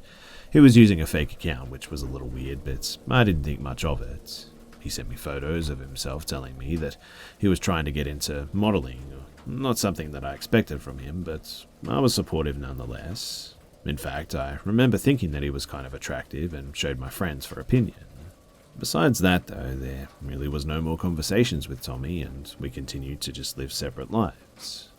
That is, until I moved back to my home country. I followed my parents back home after staying behind for 2 years. I was 19, turning 20, and was excited to build life back home. It had been so difficult by myself, and I had no other family in the country, and had just split up with my ex of 4 years. I was doing okay. I had gotten a new job, entered a new relationship, moved into my own place. I was starting to feel established in my life. I had met up with a few old friends from primary school. Nothing too exciting, just more of where they are now type thing. I just love getting to see who all these kids had grown up to be. That is, until I got a message request from Tommy. It was the same nonsense as before. No profile pic, no friends, nothing on their account, so I messaged back asking how they knew me. Sure enough, he said that we went to primary school together. The conversation started normal, asking how each other were and what was new. Then he asked me, "Whereabouts are you? Do you want to meet up?" Now, there was nothing unusual about these messages, but the vibe that I got just wasn't comfortable. I said that I was busy and would happily organise when things had calmed down. He began to talk about how he wanted to go into working with cybercrime and terrorism, telling me to watch Mr. Robot and how realistic to his job that would be. I got busy and eventually I stopped responding, to which he said, "Are you going to respond or what?" That bristled me a bit, so I replied saying that I didn't appreciate his tone. He apologized and, in the same message, asked where I work and that he would like to see me. My bad vibes picked up again, though. Usually I don't care about telling people where I work, but this time I made sure to be as broad as possible, saying that it's just in a shop in town. It would be cool to catch up when I'm not busy. I'll just have to check with my boyfriend that he's cool with me meeting up. And instantly, he got defensive, asking if my boyfriend was in the country, telling me I'm not property, so I should do what I want. He sent multiple messages how it's beyond him why I would have to check since I'm not even married. I didn't respond to any of it, but the next day he apologized and said that he was just jealous and depressed. I pointed out that it had been 10 years since I'd seen him, so his jealousy just made no sense. He said that it was my loss if I didn't see him, and I didn't respond. But then it was I'm free any time. I didn't respond again. And suddenly, he messaged me saying that he was going to hack my details and sell them on the darknet if I didn't respond to him. It was at this point that I just blocked him. I was rather amused at the entire situation, if I'm being honest, but then I got a message from a random girl, obviously a fake account with no friends or photos, bar the online selfie that looked like it was straight out of Tumblr or something. And the message read, "You blocked me, you dumb cow. You know who this is, and I'll find you." I laughed it off and I didn't respond, but then he started commenting on my profile pictures, calling me a slag and a whore and all of that. Then came the multiple accounts, request after request popping up, all called, "I'll find you." It was at this point too that I was beginning to get pretty freaked out. But for the sake of poor timing though, a silver beat-up car started patrolling my street at night for some weird reason. I live in a complex on the 3rd floor, so it's a shared driveway, and this car would drive into my parking lot, stay for 2 minutes, and then just drive away.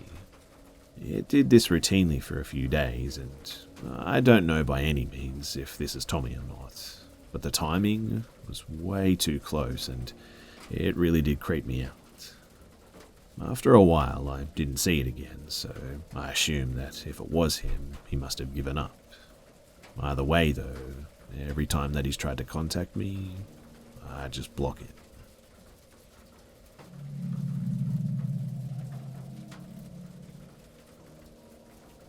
This was 3 years ago, and I started college down the country.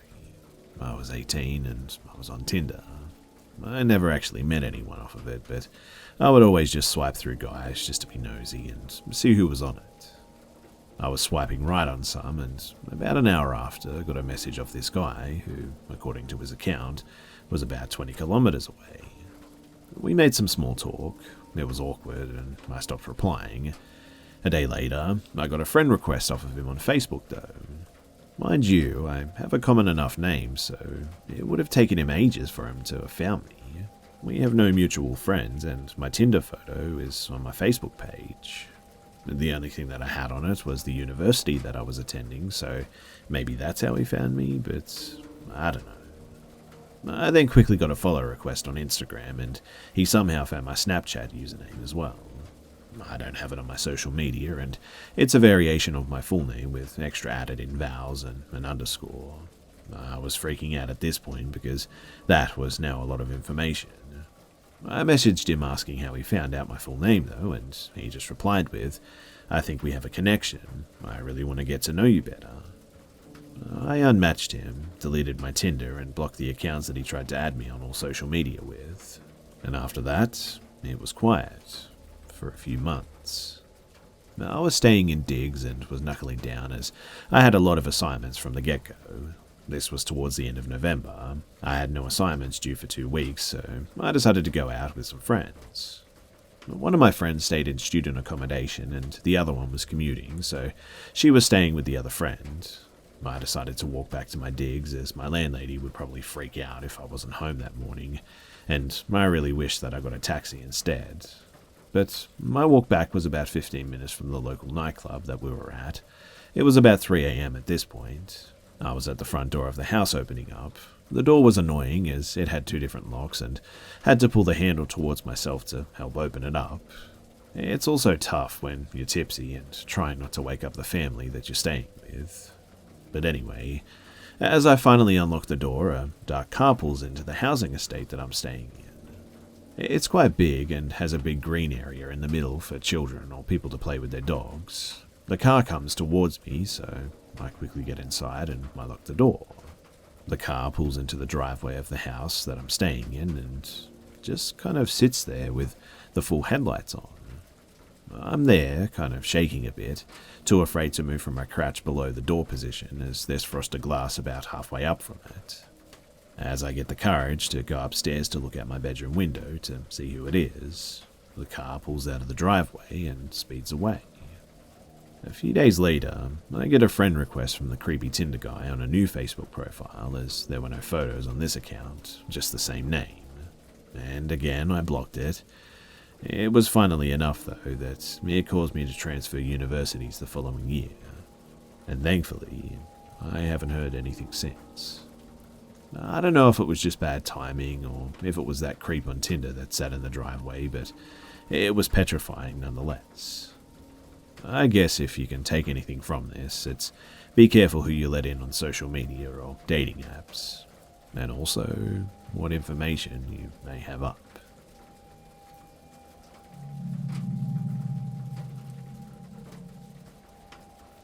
So my dad has had several encounters with things that are not of this earth, as he likes to put it. He wasn't sure who to tell these stories to about his encounters. I haven't had any myself, so I'm a little skeptical, I must admit. But seeing how he speaks and what it does to him when he talks about it makes me believe it. Needing to get his experience out there, he has submitted MUFON reports and contacted others. And I also wanted to share it with others as he told it. So, this one took place near East Prairie, MO, on October 1st, 1987, the first day that he got to go bow hunting. With this encounter, out of many that I've had, me and Corky were going hunting. It was 3 a.m., New Madrid County, MO. My friend Corky was driving us. We were on a 2-lane highway. It was a bright, clear night, and as we topped a hill, there was a stationary object hovering about 30 yards ahead. It was 3 feet off the road, and as wide as the road. It was about 35 to 40 feet tall. It was in the shape of a crystal faceted diamond that sparkled every colour like a crystal when our truck's headlights hit it. We obviously came to a complete stop on the road. But then we crept towards the crystal slowly. It started to move, and we gave chase after it. It was a 2-mile straight stretch on the road. The craft stayed about 10 feet above the road, and eventually we lost the craft when it went over the trees on the levee at the curve of the road. We turned up at the levee that borders the Mississippi River. We park on the top of the levee at the hunting area. As I go to exit the vehicle, I see out of the driver's window a craft. It was hovering stationary, eye level, opposite a small thin tree line down the levee about 40 feet away or so. We observed it for roughly 10 minutes, and then another pair of hunters came upon our location. When their truck got close to us, the object just blanked out, remaining in position but darkened to have no visibility except a shimmer of a blur outline from the moonlight, kind of. The truck parks directly in front of us. I tell my friend sitting next to me that it's still there, you just can't see it, and that the other hunters will likely never notice it. We exit the truck after the other hunters. We get our bows and equipment out from the back of the truck. All of us move down the levee, walking toward the wooded area with the logging road. The 2 others were about 20 feet ahead of me, and my friend was 3 feet ahead of me as well. At the bottom of the levee, I looked back, and I saw the crystal craft has relit and is floating 3 feet above the cab of our truck, making the truck visible now. They keep walking, and I stay and watch for a few seconds, and I catch up to my friend and tell them to look back. He cussed me and said, "I'm not looking back. I know it's there, damn it. I don't want to see it." And at that moment, I looked back again at the truck and see that the craft has moved towards me, down the levee, staying 3 feet off the ground. The glow from the crystal lit up the ground behind us, and it made an organic sound, like someone was softly going shh as it followed and when it was stationary. I turned to my friend saying, "You have to look now, it's getting close." As I did, I heard a voice in front of us in the dark. The other hunter asked us which trail we were taking. As he did, I realized that he was looking our direction, but for some weird reason, he didn't see the craft. He had no reaction to it, so I immediately looked back to see that it had disappeared again. Then, as we got to the trail, my friend and I paused inside the tree line.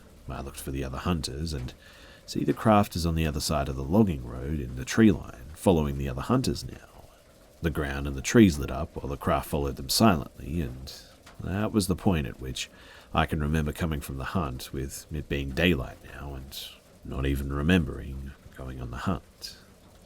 When we got back to, the other hunters had left, and for the life of me, I just cannot remember what we did during that hunt. It must have been about 10 o'clock when me and Corky got back though, and this was just one of the times that I've encountered these sorts of craft.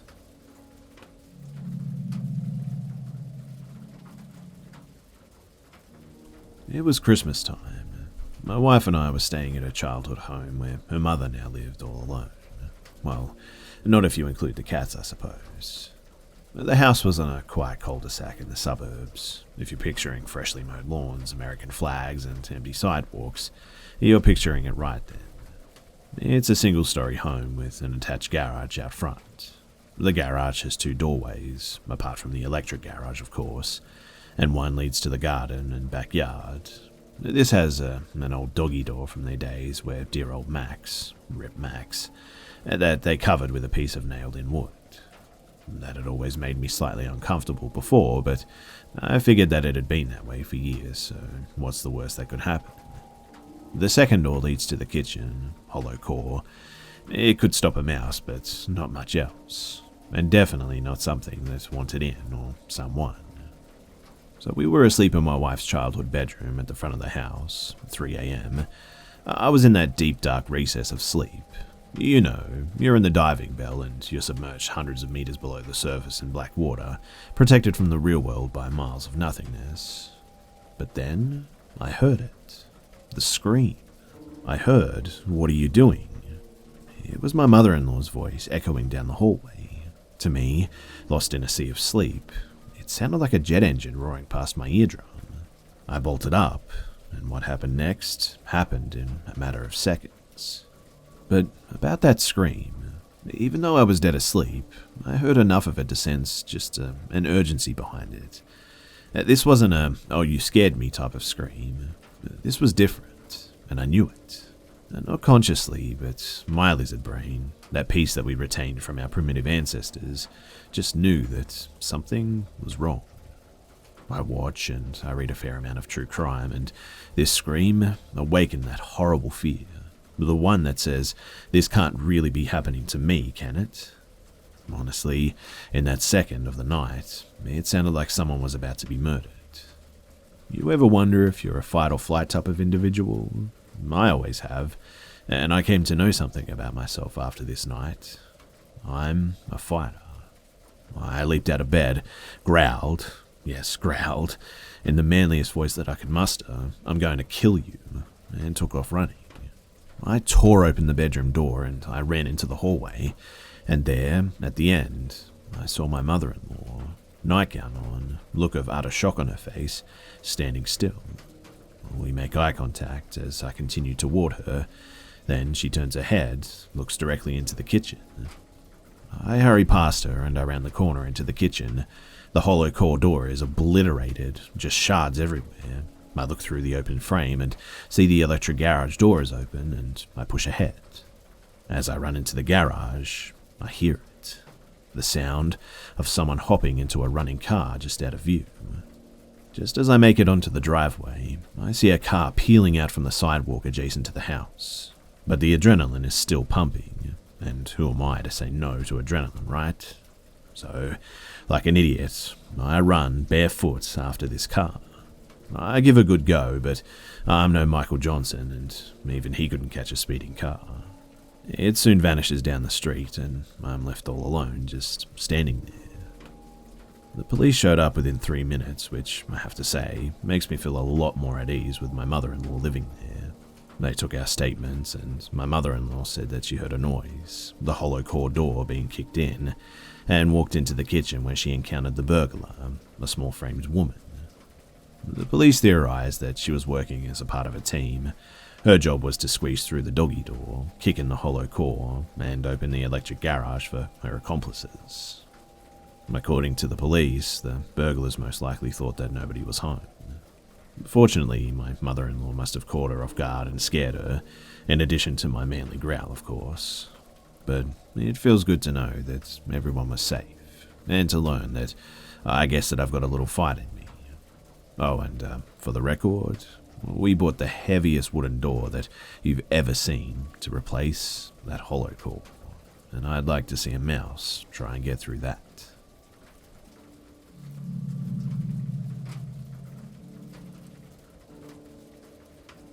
I'm from Texas and was planning on moving to OH to live with my mum, but before I moved, she told me that when she was in the house one time by herself, midday, that she heard a growl come from upstairs. She said that she ran upstairs yelling and checking all the rooms. I honestly thought that she was just joking, but about a month later, I moved in and I started school. So there were times that I was home by myself and everything was just normal. I hadn't heard anything, so I started to think that she was just full of it and scared because she was by herself with the accompaniment of her boyfriend every now and then. I just finished a study sesh at the library around 7:30, and my mum said that she was working late. By the time I got home, it must have been about 7:45, and during the winter time, so the sun was already set. I went inside, only the kitchen light on, and started eating a snack while just leaning against the counter.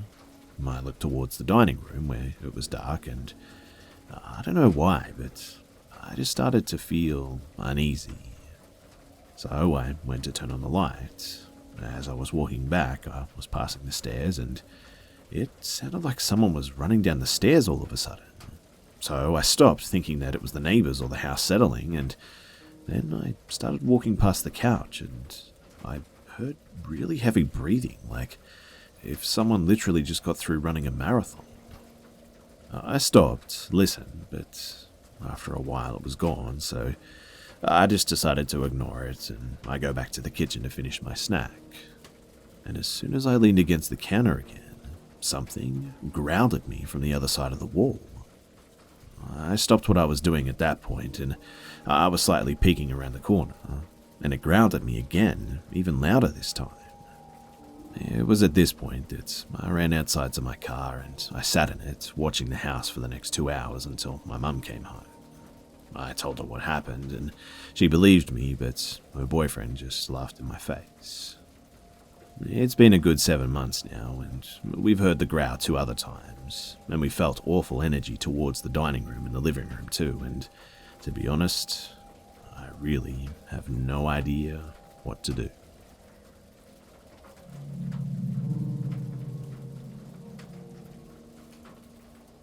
I'm a scrawny teenager who looks pretty sketchy most of the time, so I have weird encounters relatively often, if I'm being honest. But even this was a new one for me, though. So I'm at the mall, and there's a store called Spencer's. For those who don't know, their back wall is basically just covered in sex toys. I'm walking out of the store opposite from the Spencer's, and I see a 35-year-old man with 2 4-year-old girls walking into it. I don't know his name, so we'll just call him Psycho, and I try to help him out, so I say, that's not the kind of store that you want to bring a little girl into. And the Psycho responds with, why can't you mind your own damn business, you little shit? I walk away about 15 meters before saying, because there's a wall of dildos in the back, and continue walking. I turn around to see his reaction, only to see Psycho starting to run towards me. I break into a sprint to hopefully not get murdered by some random nut job, and hear from behind me, "Get back here." I turn my head to see how far he is, and his face is just the colour of a lobster. After running 100 metres or so, I don't see Psycho anymore, and assume that he went back to the two 4-year-olds that he left in the sex shop. I was sorely mistaken, though. It turns out that someone called mall security because a 35-year-old tried to grab a teenager, and the place was swarming with mall cops by the time that I head back to see what happened to his kids. They found him near the last area that he had seen me, still trying to find me, mind you, and escorted him out of the mall without his children. I still have no idea what happened to them, but the fact that they were separated like that makes me very suspicious.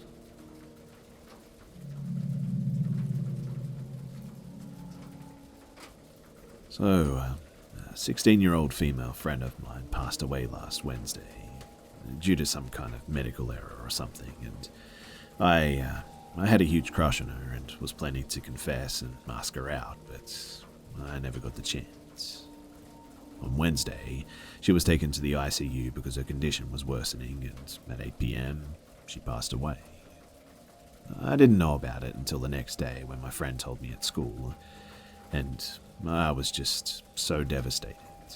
I cried for God knows how long. Her funeral and cremation were to be on Friday, and all of my friends and I decided to go. On the day of the funeral, we all gathered at our classrooms to go there together. Also, not to be creepy, but she had a scent that I could easily recognize, and for some strange reason, I just got that scent in the classroom right before we left. I thought at first that I was just imagining things and ignored it. At the funeral, we said goodbyes to her, gave her flowers and letters and all those things that you do at a funeral, including a lot of crying. I told her that I loved her, that I will miss her, and left a bouquet of red roses on her chest. Although I said my goodbye, I didn't want to let her go yet, and when I got back home, I took a shower and just tried to relax after a really heavily emotionally day. But I could only think about her and the things I didn't say, and I would just start crying again. Therefore, I thought that I would take my mind off of it by playing some video games.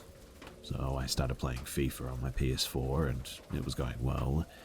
But at around 8 p.m, my cat was rummaging around upstairs, so I went to bring her down. After I successfully drive my cat away, I started making my way back downstairs, but as I was halfway down the stairs, I swear to you that I heard my deceased friend yelling, "Hey, Red." As I still wanted to see her and talk to her, I quickly went around the house looking for where the voice came from.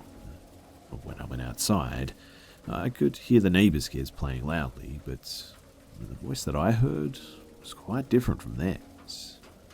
My cats were staring at the garage, but I couldn't see anything, and eventually I just gave up and thought to myself that maybe I'm hallucinating, and I just went back to playing FIFA.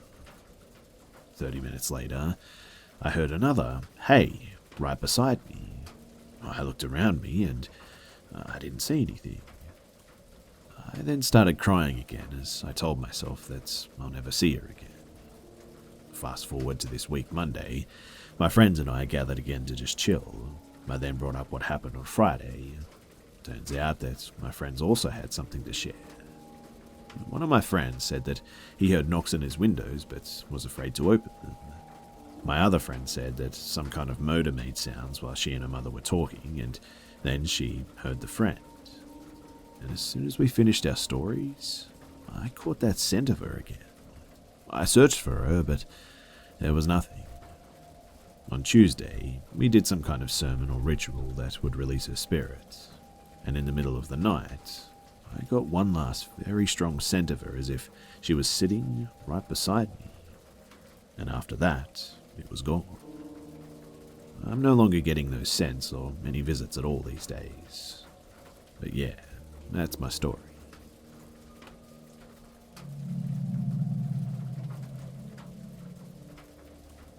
When I was in 5th grade, I recall going to McDonald's with my two twin friends and their mother. We were all standing in line just waiting to order, I was leaning on the wall behind me and just looking around, and this is when the altercation occurred. An old man was sitting at some sort of a counter or table thing close to the registers. I don't remember what he was doing, but I recall his pen dropping. He seemed to notice it, but as I stated before, he was old, so he had a hard time leaning down. Being the sweet little 10-year-old that I was, I did a small jog over to him, bent over, and I picked up the pen for him. And as I did, he smiled at me and said, "Good thing my zipper wasn't down, huh?" Being so young, I totally didn't understand what the hell he meant, so I just awkwardly agreed and laughed. Afterwards, I went back with my friends, ordered the meal, and waited at the table with them. I finally asked my friend's mum, "What does zipper wasn't down mean?" And she only gave me a confused look. When further pressed, though, I told her about the encounter, and she got so pissed that she tried to look for the man, but he wasn't there anymore. It wasn't until high school when I went back to that same McDonald's in which I remembered that experience and that disgusting old man again.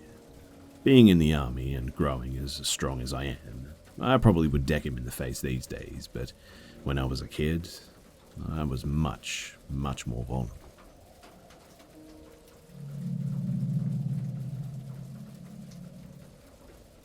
My sister had a sleepover with a friend this weekend. They were both down in the basement because of the rec room that we have there. It's a pretty cozy room with an old Xbox, an easel for painting, some old armchairs and comics and whatnot. My sister and her friend often play around there by themselves, just painting and playing Minecraft, usual 13-year-old stuff. We're pretty used to them being alone down there these days, and our basement isn't seen as creepy or unsettling in any way. On Friday night, however, our evening got interrupted by the girls scrambling up the stairs, shrieking like a couple of bats out of hell. "There's something in the basement!" my sister screamed. We'd figured that they just got spooked by a spider or something like that, so my parents went down to check, and the basement was empty. The girls were asked what all the fuss was about, and they told my parents the door handle to the basement just started rattling so hard the entire door started shaking. I later asked my sister what all the yelling was about too, and she showed me what had happened. She said, it was like someone was trying to rip the door off. She said this while grabbing the door handle too and yanking on it like someone was trapped in there. It couldn't have been a draft, as the bathroom isn't connected to any of the outside walls, nor does it have any windows. The girls were laughing and giggling like crazy from the excitement of getting spooked like that, and we left it at being just a weird but harmless occurrence. It did, however, remind me of something that I remember happening to me as a kid in that same basement. I must have been maybe 8 years old, I think, because I got my own key and was allowed to walk home on my own. I knew my parents were at work, so I unlocked the door and stepped inside. As I did, I looked at the basement door. The door has been removed now, and as I stepped inside, I saw the door handle start to rattle and the door opening. I got so scared that I just bolted out of the house straight over to my friend's house, bawling my eyes out the entire way. Once my parents came home and I told them what happened, they explained what a cross draft was and how that's the most likely thing that caused the door to open like that. And you know, I honestly believed them back then, but after this weekend, I'm not so certain anymore.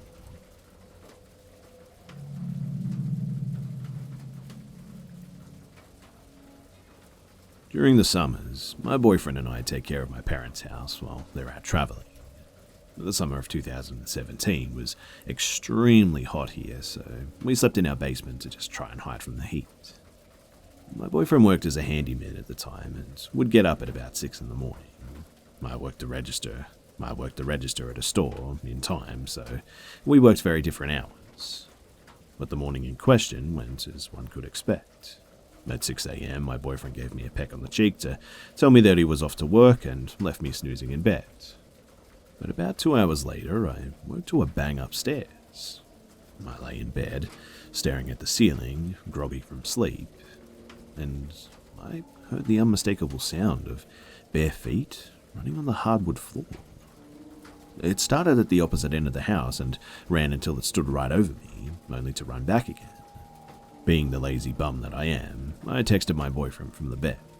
I wrote, "Haha, what have you forgotten this time? Need me to come and help?"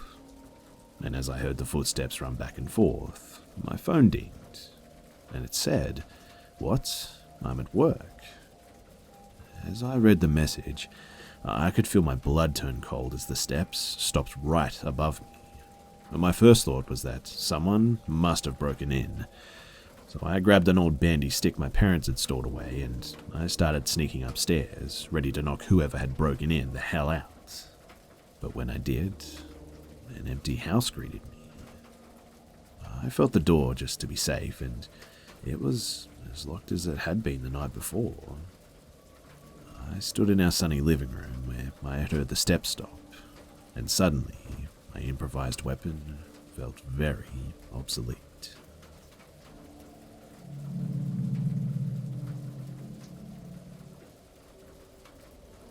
Over the summer, me, my fiancée, and my stepdaughter, then 2 years old, went on a vacation to Presque.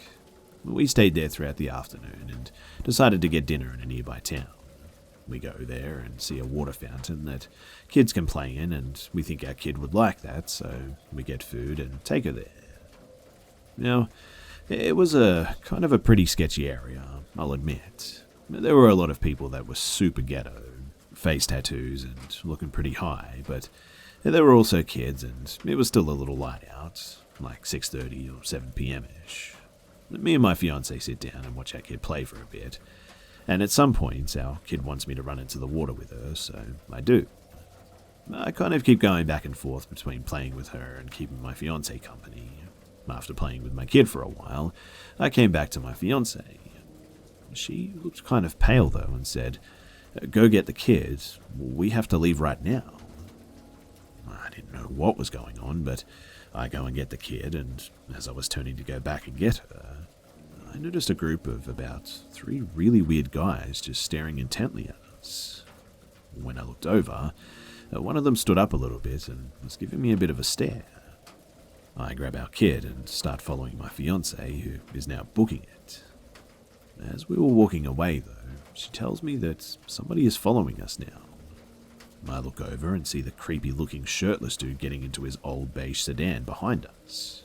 My fiancée explains to me that that same man kept approaching her whenever I would get up to run around with our kid. At first, he just introduced himself and tried talking to her. She thought that he was benign, but just trying to hit on her or something. But when I came back, he apparently bolted. I sat with her for a couple of minutes and then went back to play with our kid. Apparently, as soon as I went though, he returned. He asked her if she was married to me. She said that we were going to be, hoping that that would be the end of it. He goes away before I come back to sit with her again, and the third and final time I go to play with our kid, he apparently came back again. He told her that she was a beautiful lady and asked if that was her daughter, pointing to our kid. My fiancée said yes, and the guy said that our kid was also a beautiful lady, and that his night was going to be made. Whatever that means, right? Cue when I come in and we just book it. We're walking back to our car, which is kind of far away. It was eerie in general because it was pretty abandoned outside of the park. We notice the car pull out and start driving extremely slowly in a street parallel to us. At this point, I don't think he knew that we saw him. My fiancée is freaking out, and I'm telling her to wait near the closed Starbucks where we weren't in this guy's vision.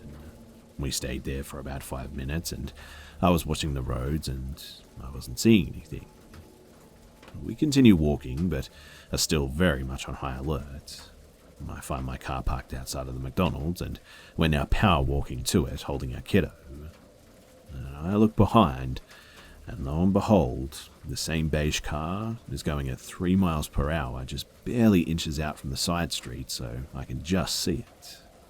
As my fiancée and our kid are getting in, I turn around and stare back at the car and shoot this guy the death stare.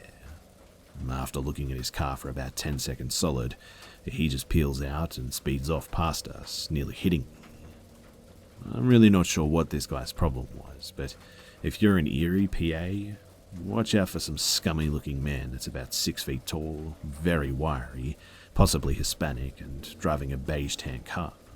I assumed that he wasn't tailing us for any good reason. Also, afterwards, I bring up the 3 guys that were staring at me, and my fiancé said that the pervert following us was sitting with them when he wasn't coming over to her, and saying some pretty creepy stuff.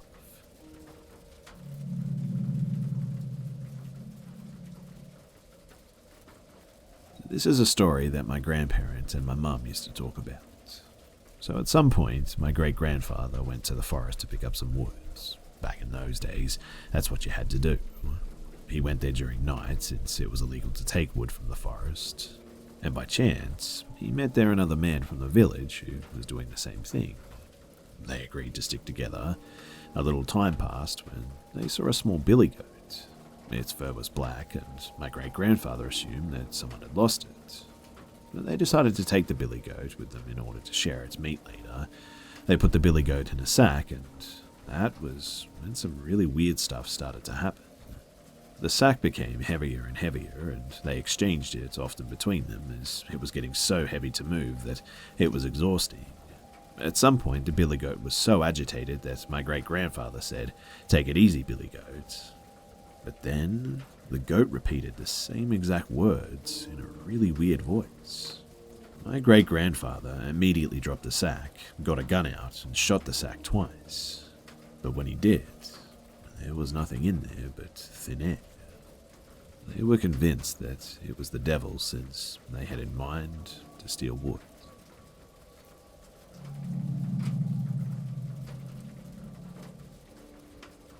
I usually stay up very late because I love being outside in my yard at night.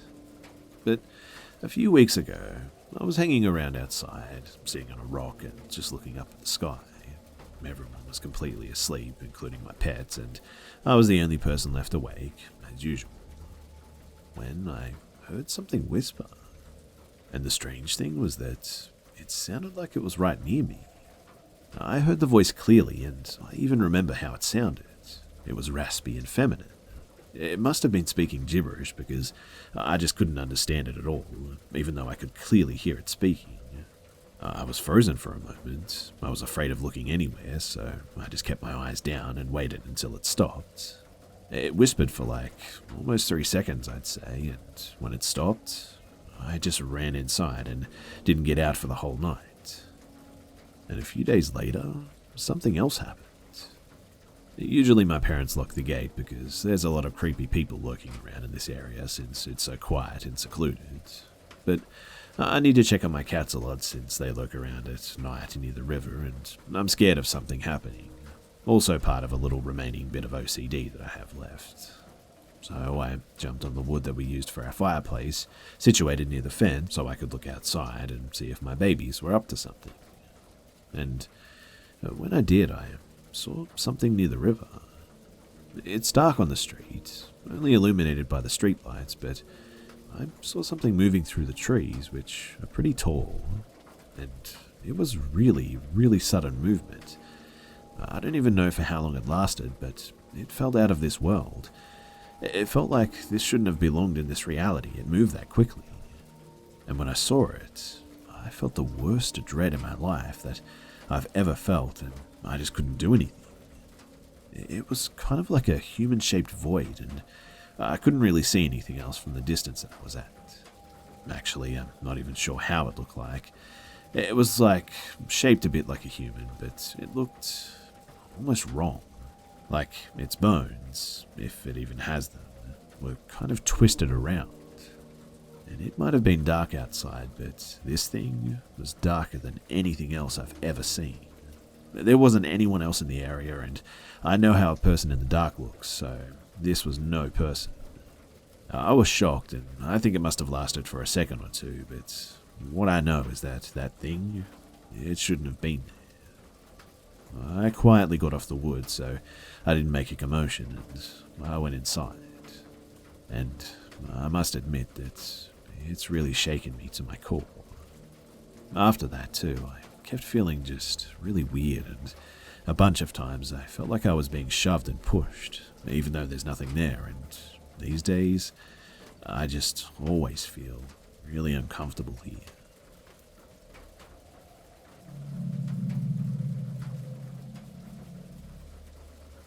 My daughter Madison always had imaginary friends. They were always in pairs. There was Dana and Steve, Frogger and Kinga, and boyfriend and girlfriend. But then one day, she told me at around age 3, she's now 15, about Callum, that played with her. I thought that it was odd that this imaginary friend was flying solo, but I played along and asked if Callum was her age. She told me that Callum wasn't a kid, that he was a grown-up who was tall like her daddy and wore brown pants and a yellow shirt. I still thought that we were talking about someone from her imagination, so I didn't dwell on it. Until one day, she started singing a song that I'd never heard before. Daisy, Daisy, give me your answer, do.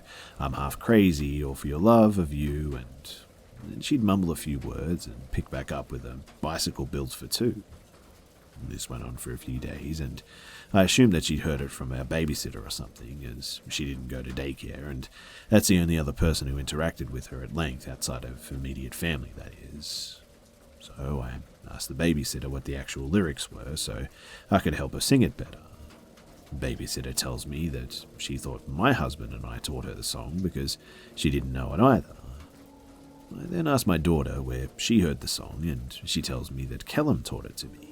He sings it to his baby. And this definitely gave me the creeps. But I thought it best to just chalk it up to something she heard on television rather than face what I was actually thinking. Eventually, Callum faded away and she stopped singing the song. She grew out of her imaginary friend phase, and we never thought about Callum again. But fast forward to about 5 years ago, I'm telling the story to a co-worker who actually recognized the song as an old Nat King Cole tune called Bicycle Built for Two that was popular way back in the early 20th century. Well, that prompted us to start looking on Ancestry.com at my property address history, and I started following rabbit holes and found that in the 40s, the Beasley family bought the property adjacent to ours and ran a small dairy farm on it until it was sold in the 90s. And the deeded owner at the time that it was purchased in 1941 was Callum Beasley.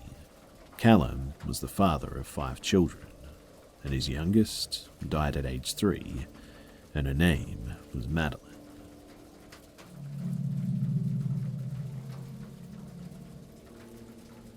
I used to ride a motorcycle as a sole method of transportation when I was studying, and I used to work on hotel cocktail bars during the summer holidays.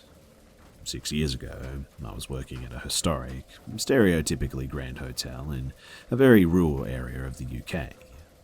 I worked a long afternoon and evening into the night, finishing cleaning up the bar around 2 a.m. and walked through the underbelly of the hotel to retrieve my motorcycle and make the journey home. I can still clearly remember the feeling of the crisp night air and the absolute pitch-black silence of the countryside after the hot and seemingly never-ending nights of serving drinks to diner-goers and party-goers and whatnot. It was always sort of intensely relaxing. Now that being an adult meant not being scared of the dark or being outside on a motorcycle in the middle of nowhere at 2 a.m., that is. Riding through the local town took me a few minutes before I left to follow the dark country roads home. At this point, I rode a Honda 125cc, around 11 horsepower, basic and old, but clean, and it did the job, regardless of its quirks, such as the dim headlight, which would dim and flicker even more when coming to a stop. But I was riding along these pitch-black roads with fields and woods surrounding me, very much alone for 20 minutes. But then I saw a brief blast of bright blue headlights in my mirrors coming from behind me. Moments later, dazzling headlights arrived behind me in seconds. Almost immediately, a large Range Rover pulls out to overtake me, blasting past barely inches away from me. I respond with a long blast of my horn. And that was a big mistake. The Range Rover pulls in front and slams on the anchors in what seemed like an attempt to have me lose control under sudden braking or rear-end the Range Rover. Bikes can, even when they're old and really on drum brakes, stop pretty quickly, so I didn't rear-end into the maniac in front. I came to a controlled stop. I see the door of the range crack open, and a figure begins to step out. I went for it though, using all 11 HP of this little Honda's power, pulling an overtake. However, in those moments, this anger-crazed maniac had shut his door and stepped on the accelerator, causing us to be level and accelerating together when I reached his car. He then started to run me off the road, pulling me to the right, wedging me further over toward the ditch at the side of the road. And this is where I ended up, struggling to control the bike on the wet, dew-heavy grass around the side of the road, trying to stop the 140-kilo motorcycle dropping into the ditch. I struggled to regain balance, but managed to pull the bike back onto the road. At this point, I noticed the guy had got back out of the Range Rover and walked around the back, opened it, and was reaching inside for something. I had turned the bike to face the other side of the road, ready to turn either way and make an escape from the escalating situation. And just as I looked to turn, I took one more look over at him to see him pulling a large, long object out of the back of the range. Again, I just went for it, taking another glance over my shoulder after 200 meters to see that he'd begun to continue driving up the road, away from where I'd run off the road. I slowed down to see what he'd do next, after driving away from me. He reached the top of the road and pulled over to the left, kind of waiting for me, I think, the lights reflecting on the road. And man, it was eerie. My heart was beating so fast, but it felt like time had stopped. I just carried on in the opposite direction to find an alternative route home in the pitch black. And just before doing this, I checked my phone for signal to see that I had no mobile coverage whatsoever.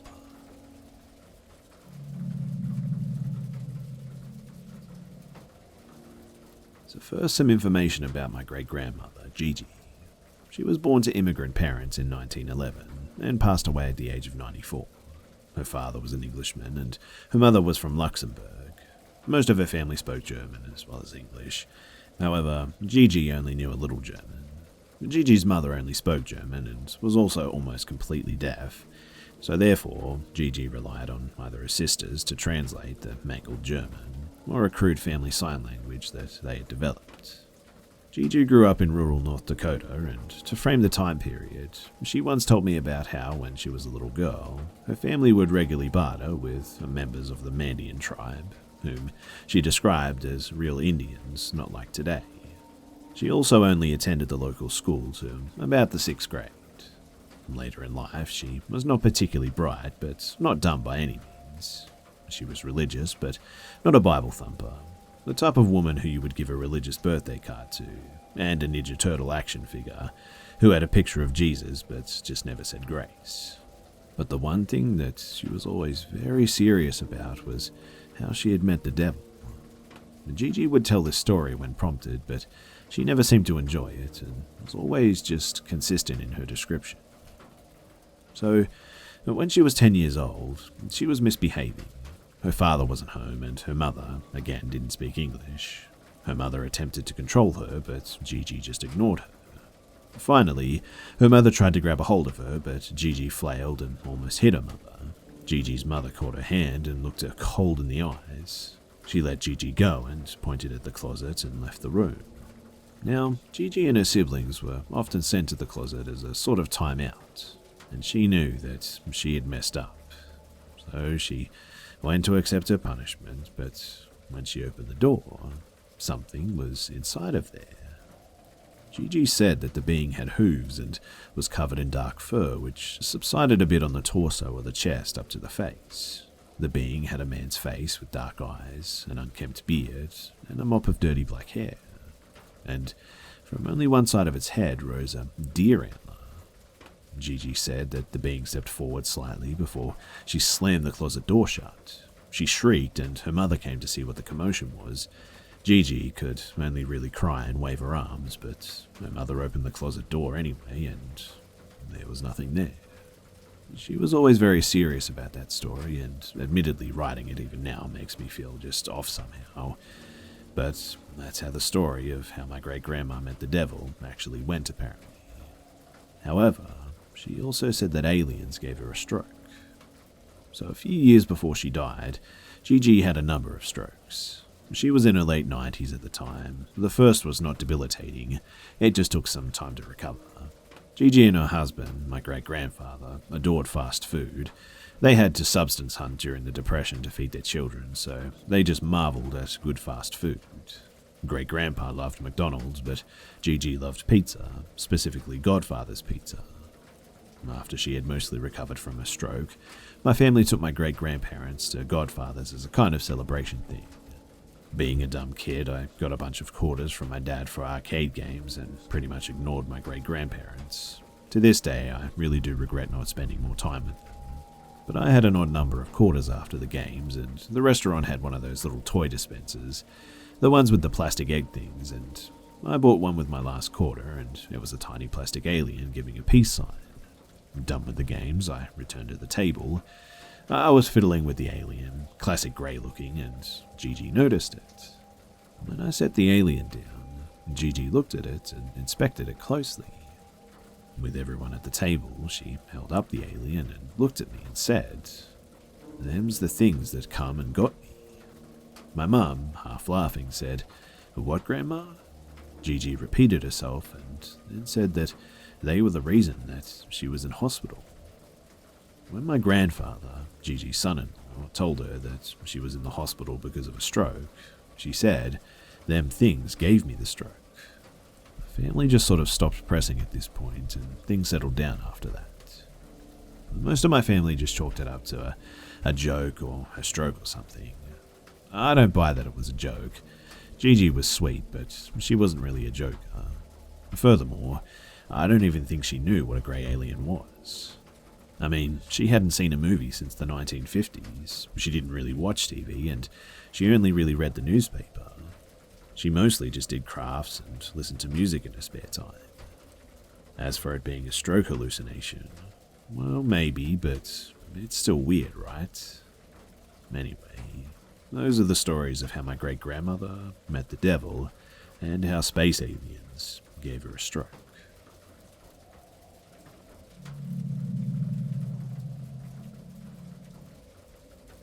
So I've lived in this house for 3 years now. We moved in when I was 12, and also I'm a female. I never really met the man next door, just a couple of times we would see each other outside, when I would come home from school, that is, and he would never say a word to me, just kind of give me a look that, quite honestly, would scare me a bit. But one thing you all should know is that I've always had an irrational fear of windows. My worst fear was to see someone's face at night. And another thing you should know is my room's layout. So, when you walk in, it has 2 big windows. It's a small room. One faces the house next door, which from it I could see their bathroom and they could see into my full room. My other window just faces into my backyard, and I can see a bit of their backyard too. So I was 14 and it was about 9:30 p.m. I was coming home from the 8th grade prom, and I just went to my room as quickly as possible to change out of my dress because I was so sweaty. I get into my room and I start taking off my dress until I'm just in my underwear. I was also texting my friends at the same time, so I was completely distracted when something just made me look up. And I saw the man in his bathroom and not a single light on, as he was just staring right at me, grinning. When I realized what was going on, all I thought about doing was turning off the light and slowly sneaking into my bed and changing into my clothes. Once I did that, it took me a good 20 minutes to get up and leave. I crawled out of my bed and onto the floor and opened my door and just ran out and told my mum, and she was creeped out as well. We told my father 10 minutes later, who then put blinds on my window. I would see him out in the backyard a couple of nights later, looking into my other window, and I would just hide against the wall, and then out of nowhere, he just disappeared. We never really knew what happened to him too, because he just up and vanished. I'll never forget that night though, because it scares me to think of just how many other times he must have watched me undress, or when I've come out of the shower and changed, and I just never caught him until that night.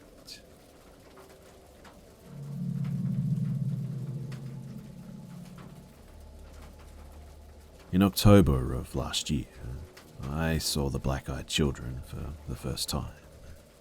They floated just outside the open window, their skin a pale white, and their eyes as dark and void as the deepest hole that you can imagine. I had become lost in those eyes. Have you ever had a nightmare that you just cannot remember? Well, I awoke abruptly, covered in sweat and my heart beating faster than it ever had before. Yet, I just couldn't recall the goings-on of my mind that had taken me so thoroughly. Sitting up at the edge of my bed, I stared over at my 8-year-old son. "Ben, monsters aren't real. There's nothing to be afraid of," I had said, night after night, with little result. But that wasn't true, was it? There was plenty to be afraid of. Since his mother had died, each night had progressed the same. I would tuck him in, Ben would promise that he would stay in his own room tonight, and I would kiss him on the forehead. I would then walk tiredly to my own bedroom, close the door quietly, take more than my fair share of melatonin, and drift off to sleep. Upon awakening, I would most certainly find my son gently nestled against my shoulder. Thinking it to be the natural result of losing his mother, I hadn't thought much of it. That was until the nightmare started and the children began their nightly visit. The first night that I saw them, I was sure that I just had a dream. My bed was nearly pressed up against the window and my son was directly below it. The two children reached their arms through the opening and were only inches away from grabbing my son. Somehow holding back a scream, I reached out to push the cold arms away, and then I shut the window and locked it with a loud click. "Dad?" Ben had said, having perhaps awoken from his own nightmare. Before he could see the two children, I quickly closed the curtains and pressed my back up against the window. "What are you doing, Dad?" he continued. "Nothing. Go back to bed," I said quietly, having no idea what to say or do. This is what I did do, though. Each night I would lock the window securely and shut the blinds so tightly that it was impossible to see anything. I made it a rule in our house too that each night every window must be locked securely and the blinds shut. I think that I made up some excuse about burglars choosing houses where they could see inside. A few nights later, though, I peeked through the blinds and saw the two children, pale as death, back to where they had been that first night. I became lost in the depth of their eyes, and I watched as they just looked from me to my son. "No, you can't have him," I whispered angrily, snapping back into reality and pushing the blinds closed. As time continued, Ben's nightmares increased. "Dad, sometimes at night I see things," Ben said, fear washing over his face. I interrupted quickly. "I know what you see, Ben, and don't worry, they can't get you." He began to cry as he looked up at me. "You promise?" Tears flowed down my cheeks then as well as I hugged him close. "Yeah, I promise." Embracing him tightly, I looked over his shoulder and towards the tightly shut window. I couldn't see the dead children, but I still knew somehow that they were out there. Perhaps there were even more than the night before. Months went by, though, and Ben eventually got to the point where he wanted to try sleeping in his own room again. "I don't want to be afraid anymore, Dad." He paused and looked up at me. They can't get me, right?" I was lost for words, trying to hide the fact that I was indeed thinking it over. I had not only boarded off my son's bedroom window, but had sealed it as well. Nothing could get through, I was sure of it, and it wasn't right to have my son always living in fear. "Okay, Ben, you can sleep in your room tonight." Shortly after, I set up a live camera in the corner of his room facing his bed and where the window would be. I wanted my son to find courage and face his fears. That much was true, but I didn't want to take any chances either. I tested the camera feed carefully, and then I went to tuck him in. Kissing him on the forehead, my son hugged me close. "Don't worry, Dad. I'm not afraid anymore," he said. I was beyond proud of my son. Not only had he lost his mother, but he had been given real monsters to contend with, and he had shown courage and determination in the face of all of it. "I'm so proud of you," I whispered. That night, I didn't really sleep at all, only watching the camera feed to my son's room. I had placed the lens facing his bed and the closed-off window, just in case, and nothing happened for hours. until I did something so simple, something that I would regret for the rest of my life. I went to the kitchen for a glass of water. I was gone no more than 20 seconds when I heard him. "Dad!"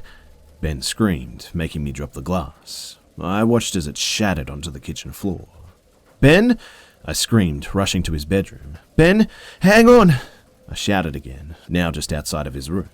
When I burst through the door, I felt my heart stop, because my son's bed, it was empty, and he was gone. "Ben! Ben!" I screamed, searching frantically for him. The window was still boarded off and sealed, but my son was gone, nonetheless. The police, they never found him, and I could tell from how the detective in charge eyed me over that I was their main suspect now. It wasn't until 2 weeks later that I found Ben's drawings from the previous months. There were no dead children outside the window, and no monsters with black eyes. There was something else entirely. Please, if you ever see the black-eyed children outside of your window, please, God, don't make the same mistake that I did. They aren't monsters. I think that they're actually trying to warn us. As I sit today and stare out the window, I tell myself that maybe, just maybe, I'll find my son again one day. I mean, I have to think that. It's the only thing that keeps me alive. I glanced down at my son's notebook from months earlier, and one page stands out amongst the rest. There's a drawing of his room, the window boarded off, and my son sleeping peacefully. The closet door is cracked open, and a large clawed hand can be seen reaching through towards his bed.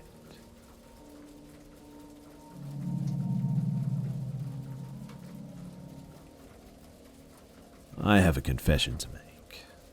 I have been trying just so hard to forget about what I saw, but now that Halloween is right around the corner again, all these memories resurfaced all of a sudden.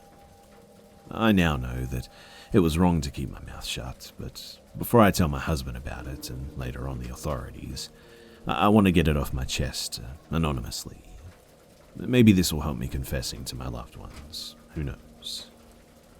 My son, I'll call him Al for the sake of this story, is just crazy about Halloween. Each year, he dresses up as a zombie. Al loves zombies, and last year he begged and pleaded with me to let him go trick-or-treating with his friends. I used to always come along, but that year, he wanted to go without adult supervision, just him and his buddies. He was 10 years old at the time and pretty mature already. I was reluctant at first, but after thinking it over for a while, I approved. We live in a friendly rural neighborhood bordering on large cornfields. Everyone knows everyone, and I figured that they would be fine. The kid did need his freedom after all. Plus, his friend Amy would come along as well. She was 12 years old already and always reminded her younger friends to behave. However, one last glimpse of uncertainty within me caused me to decide that I would sneakily follow them to just keep an eye on Al from a distance, without bothering him, just to be absolutely safe. I did as planned, and on Hallows Eve, I let my son put on his costume and painted him some spooky zombie makeup, complete with sprinkles of fake blood on his ripped clothing and smears of it around his mouth. He took a look into the mirror too and let out a squeal of delight, and he hugged me, grabbed his little bag and rushed outside. I waited a bit before going outside myself. His father wasn't home that night, so I left a bowl of candy on the front porch in hopes of it not being raided immediately. Upon walking out the door, I saw Al run towards a small group of other friends in fancy costumes. I did recognize them all. There was Amy in her witch costume, our neighbor's son, Mark, was a vampire, and there was a ghost whom I could only assume was Al's best friend, Blake. I smiled at the sweet sight. It was always the four of them anyway. I followed them at a safe distance, trying not to catch their attention, though. I watched as they rang at the doors of several houses on their harvest, growing more and more cheerful the more candy that they received. It was obvious that Amy wasn't too fond of Al's costume, though. From time to time, my son would scare her by jumping in front of her all of a sudden or making creepy sounds, Amy would shriek loudly every single time before bursting into laughter. At some point along the way, they began developing our zombie scares into a full-on game of catch, with my son merely chasing around the others who happily giggled, tried to avoid him. It was adorable to watch them play. I knew that they weren't little anymore, but it still warmed my heart. They had reached the end of the main road and were still playing catch. They were enjoying themselves, and I was content. Until Amy suddenly ran off into the cornfield to the side of the road. Al, Mark, and Blake followed her, howling like little monsters along the way. I was taken aback by this. The cornfields were large, and children, or rather residents of our neighborhood in general, were forbidden from entering it. Not because they would trample down the corn or anything, but because people had actually gotten lost in there before. I couldn't help but instantly get worried. I hurried to run after them, but seeing as I was in pretty bad shape, it took me a while to find them. And when I finally caught up with them, I found that they had gathered at the side of the field. Amy was still chuckling, but completely out of breath. "Give me a second, you guys," she panted. "Oh, come on," Blake argued from under his white cloak. "Playing zombie is so much fun," Al cheered. In the heat of the game, he had completely given up his usual calm demeanor and was losing himself in a sort of fit of giggles. "Can we keep playing zombie, please?" Yeah, just give me a second, guys," Amy repeated. She was still bent over and trying to catch her breath, when suddenly the three boys stuck their heads together and began murmuring something amongst themselves, out of earshot from Amy. What are you talking about?" the young girl asked. "We're playing zombie for real this time, okay?" my son exclaimed. I frowned in confusion, but stayed where I was. I watched as Blake and Mark strode towards Amy and grabbed her by the arms. "It's okay, they're just trying to scare her again," I told myself. But that notion was quickly knocked out of me when Al suddenly picked up a huge stone from the dusty ground, his skinny arms struggling to lift the heavy thing. Slowly, in a pace almost menacing, he made his way over to Amy. I wanted to intervene. I wanted to dash out of my hiding spot and stop him, tear that rock out of his hands. I wanted to scream, but I just couldn't. I was paralyzed. Tears began welling up in my eyes and running down my cheeks as my mouth just dropped open, trying to form sounds to somehow produce this shriek that I was hoping for, but to no avail. I tried to move. I tried so hard, but I just couldn't.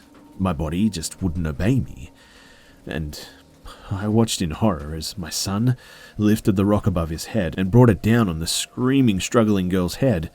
He did it again, then again and again, and my son, my child, my flesh and blood, bashed his friend's skull in. Blood was gushing everywhere, onto my son's hands and his face and his costume.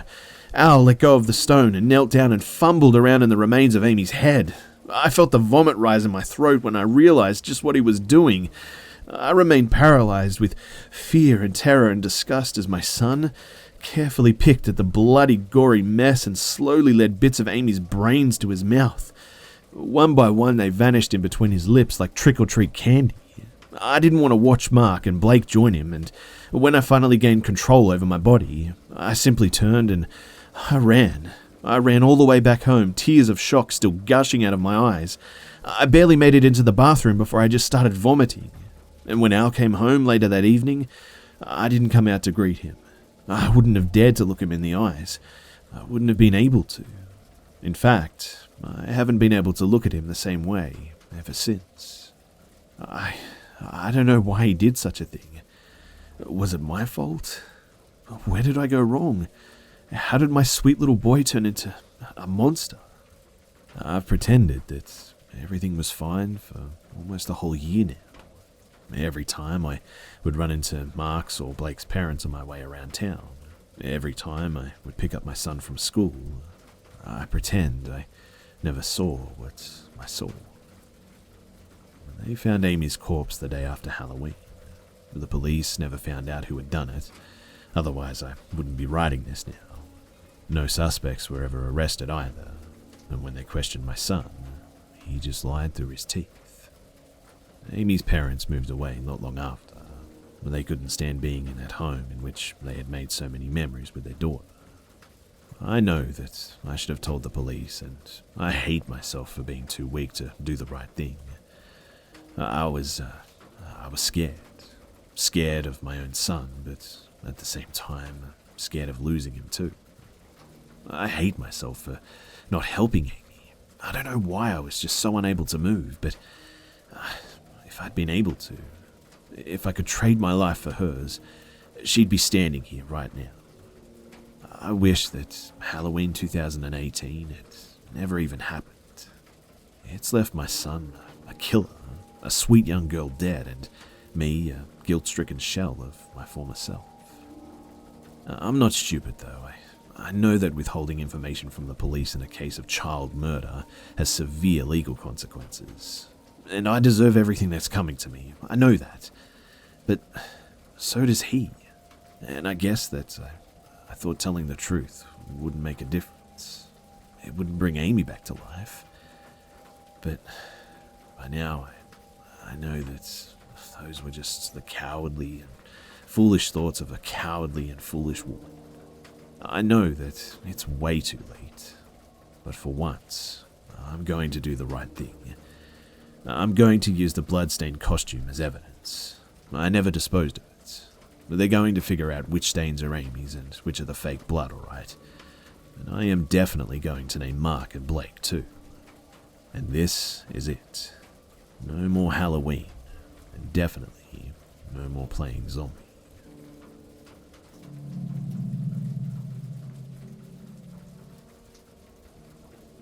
From 1993 to 1998, every summer I attended a Christian youth camp for girls. The camp lasted 4 days, 3 nights, and there were about 200 girls at the camp, and it was about a 1.5 to 2 hour drive away from our homes. Some of the camping areas were tent only, others had A-frames, and at least one of the camping areas had longhouses. The campground is called Ensign Ranch, and you can look online to see pictures of what these different camping areas look like if you'd like.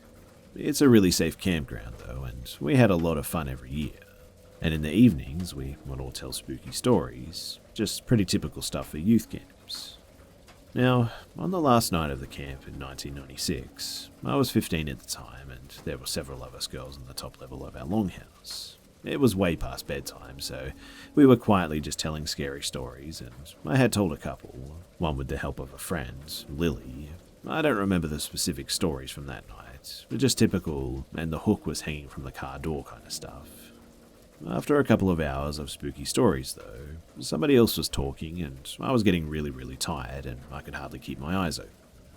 Then some of the girls asked me to tell one more story, so I start telling a story, making it up as I go. Just typical, on a dark night in the woods not far from here, type beginning. And the next thing I know, I just wake up, lying flat on my back. As I'm waking, I realize that I'm still talking, but once I became aware of my own talking, I couldn't remember what I was saying or trying to say. I was fully awake then, and I finished by lamely saying something like, "They all died, the end." I looked around me at the girls, who were all staring wide-eyed at me, and a couple of the girls were quietly crying, mouths open in horror with tears streaming down their faces. My friend Lily whispered that that was the creepiest thing that I've ever heard. The girls that weren't crying nodded in agreement. I said that I was tired though, and we should all just go to bed. As all the other girls moved away to their sleeping bags, I asked Lily and another girl, Sarah, what I had said. I admitted to them that I'd fallen asleep and couldn't remember anything. Lily and Sarah exchanged glances, and Lily paused before saying, "That just makes it worse." Sarah nodded in agreement and said that she didn't want to retell it because it was that creepy. Now, at this point, if it had just been Lily and 1 or 2 of the other girls that were in that group, I would have thought that they had realized that I was asleep and were just messing with me. But Sarah was and still is a very serious person who doesn't really have much of a sense of humor, doesn't like pranks, even innocent ones, and is honest almost to a fault. And so, I went to sleep feeling pretty unnerved that night, really exhausted for some reason. A few hours later, I was being shaken awake by one of the adult camp leaders. She told me to gather my things and follow her, and I sleepily and awkwardly carried my stuff down the ladder, then followed her outside. Two other camp leaders were standing next to a tent. They told me to put my items inside and then come talk to them. Inside the tent were two of the younger girls, 12 or 13, that had been listening to the scary stories and who had been crying when I woke up. But they wouldn't look at me, they just laid there, sobbing. When I went back outside to talk to the leaders, they said that Lily had showed up to their tent with the two sobbing girls. The girls were crying and kept saying that they wanted their parents to come and get them. Lily explained about the scary stories and about mine being the one that made them cry. The leaders asked me what I had said, and I admitted that I had fallen asleep and honestly didn't know. The leaders said that Lily refused to tell them what I said, and the two girls that had sobbed harder, the more that they tried to talk to them, the more they just refused. They explained to the girls that they weren't going to call to wake their parents at 3 a.m. and have them drive over an hour just because of spooky stories. Plus, we were all going home the next day anyway. As punishment for scaring the girls, the leaders made me sleep in the tent with them while the leaders went to sleep in the longhouse. The girls did cry for a bit, and eventually we all just fell asleep though. But they were both gone from the tent when I awoke in the morning. To this day, I still have no idea what creepy story I actually told. No one that was there has ever been willing to tell me any of the details. Several years afterward, Lily told me that she would randomly have nightmares because of it. The only details that I ever had answered were my voices sounded the same as usual, my eyes remained closed for the majority of the story, which creeped them out more, and the story was coherent and made sense up until the end when I lamely finished speaking. Again, though, if it had only been Lily and a few of the other less serious girls, I would know that they were just screwing with me, but Sarah and most of the other girls that were there, including one that cried most of the night, even being part of a prank on me just doesn't seem probable. It's a strange story, I know, but it's something that just remains a mystery to me.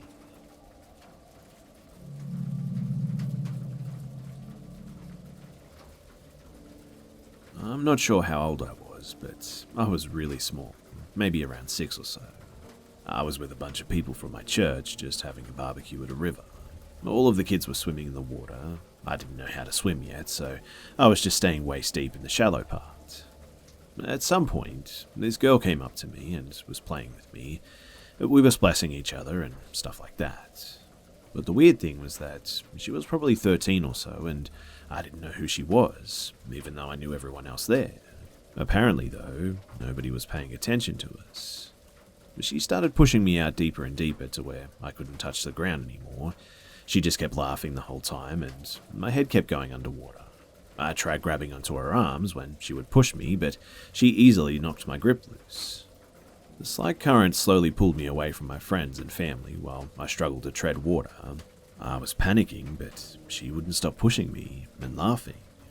I could not possibly have looked like I was having fun at the time. I would try to yell, but was only ever above water long enough to just take a breath. Every time my feet touched the mud for just a split second, she would push me down again. I just couldn't believe that she was laughing. I was sure that I was about to drown, and no one seemed to notice. And of all people to intervene, it would happen to be my childhood bully, Zachary. He had always been a jerk to me, mentally and physically abusive, but I feel like that day, he actually saved my life. He came up and told her to get away from me. He grabbed me by my arm and pulled me up to where I could stand again.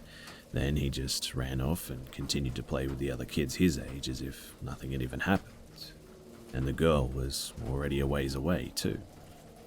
I went on playing, and as with so many other things, I don't think I told anyone until I was much older. And I'm pretty sure that I never saw that girl ever again.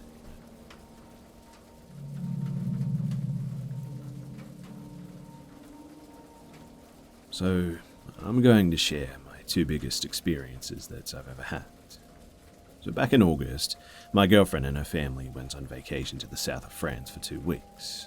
Her mother asked if I could stay in their home for those 2 weeks and care for their pets, a small Malteser and a black cat. Not having had any vacation this summer, having this house to myself was a chance that I wasn't about to pass up. I'll tell you about the house first, though. It's a pretty cozy, 3-story terraced house with a garden. It used to be 2 stories and an attic, where my girlfriend's room is now. My in-laws bought it after the previous owner died inside his living room. Me and my girlfriend have joked about him haunting the place and not liking me in particular. We've also nicknamed him Patrick since we couldn't remember his name. So, a few days in, I decide to go to the gym. I close every door and window in the house since my mother-in-law is very particular about that. And after about 2 years, it's become a habit, I must admit, but I go to the gym, I get back, and every single door downstairs is half or wide open. Except for the door to the garden, it's a pretty damn heavy door. I'm 100% certain that all of them were closed, and I got pretty spooked seeing them just all open suddenly like that. I also felt a pretty bad feeling of, dread or something, but this might be the slight shock just wearing off, so I won't count that. That was the first really memorable experience during those 2 weeks as well. But there was also a second. So, I was in the living room, which used to be a shed, I think. I just sat down with my dinner, I was just watching some YouTube or something, when suddenly I just had this chill go down my spine. But I didn't think too much of it, I just thought maybe there was a breeze. But a few seconds later, the door to the hallway opened just very abruptly. And not like a windy whoosh opening too, a full-on door handle being used, handheld opening of a door just really fast. And then it shut in similar fashion too. But for some reason I decided to jokingly say, "Yo Patrick, could you do that again?" And lo and behold, this door opens and closes once again. In a less hard-handed manner this time, I must admit though. I was more impressed than freaked out, since I've always sort of believed him to be there, but never thinking of him as malicious. It's hard to explain, but the way the door opened, it looked like when you walk into the wrong room and realize halfway, and then you just back out quickly. So that makes me think that Patrick may have just been confused about the new layout of the house or something.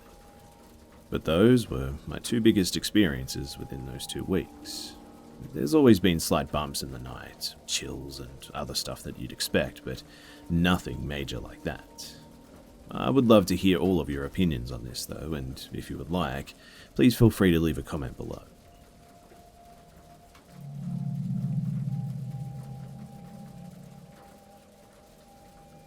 I've had a few stalkers in my life, and quite a few weird things happen, but none of them bother me like this one does. I was about 7 or 8, I think, in the 80s, when I answered the phone one day, and man on the other end just somehow pulled me into a full-blown conversation. I don't remember what we talked about, or why he said that he was calling, but we talked about an hour. I don't remember anything creepy from that conversation, not that one anyway. But over the next year, he called 6 or 7 times maybe, and each time we talked a bit more. He usually let me talk all I wanted, and I told him a lot of things. I don't really know why I did this, but I just did. Maybe because he was the only person who ever listened to me and didn't blame me for everything. He was always just sympathetic and on my side. My home life wasn't that great. He also had this really raspy voice that was slow and really soft sounding. For about 5 years, he would call for a few weeks at a time, every 3 or 4 months. Eventually, he told me that he traveled a lot and was only in my area certain times of the year. He also said that he worked with kids, but never told me what. Over those 5 years, his questions just got more personal, though. More leading and more sexual. But he had eared some kind of sick trust from me, and though I was reluctant, he eventually got me talking about sex. By the time that I was 13, I just knew that our conversations were really wrong, and I started avoiding the phone at that point. I never answered if I could help it, and whenever he did catch me answering, he would make me feel bad for avoiding him, like I was his only friend or something. And to be honest, sometimes I must admit that I felt like he was my only friend too. Around that time though, he told me a story of a girl around my age that he had messed around with at a camp or something. how she'd asked him to touch her somewhere, and I felt very uncomfortable when he told me, but continued to be nice because I was a little afraid of just making him mad. I don't know why, just my instincts, I guess. And one day he called me and told me that he'd seen me that day, walking home from school with my friends, and told me what I was wearing. I was thoroughly creeped out now, and I was definitely beyond scared. I don't know why I didn't tell my dad, who was a police officer by the way. I guess I thought that I'd just get in trouble because of all the stuff that I did tell the guy. Then he asked me to meet him at a Walmart parking lot in my house. I told him that I would, but I definitely had no intention of doing so. My phone rang just so many times that night, and I just wouldn't answer. But when someone did answer, no one was ever there, and I pretended like I just didn't know anything about it. I stopped answering the phone altogether after this, and I made scheduled times for my friends to call, and I never walked home alone again. I never talked to him again after this. But he did call, many times in fact, up until I was 16. He would ask for me, and I'd say that you have the wrong number, and I would just hang up, as soon as I heard his voice, that is. But that's not the end of it. In 2005, I was in college. I was about 30 at the time. I was driving home from class. I was flipping through stations on the radio, and a voice caught my attention. I kept listening, and I was certain that it was his voice, and I was dumbfounded. It was a Christian station talk show, talking to a guest who was a youth pastor who travelled around, and I know that it was him. He even told some stories to the station that he had told me before. I listened the whole way home, and when I got home, I just turned it off and I tried to forget about it. After a few days, though, I thought that I should contact the station, but my radio wasn't that station anymore, and I just couldn't figure out which one it was. In 2015, I was visiting my sister, though, who was 20 years older than me, and we got to talking about it. I told her a little, and she actually told me that he had talked to her too a few times. But she didn't know that he ever talked to me. She didn't know who he was, or how he got our number, or anything, just like me. I still wonder sometimes if he's still out there too, preying on young girls, or vulnerable girls, or what. I hate thinking now what he might have done to someone by now, and I hate that I never told my dad. Even though nothing bad actually happened to me, it did affect my whole life. Mainly the way that I am with my own kids. No one really understands why I'm so overprotective, even my adult children now. I just don't really trust anyone outside of my inner circle, and I eye everyone as a potential creep. It's kept me and my kids safe, I guess, but it didn't allow for much living, so I guess that's kind of unfortunate.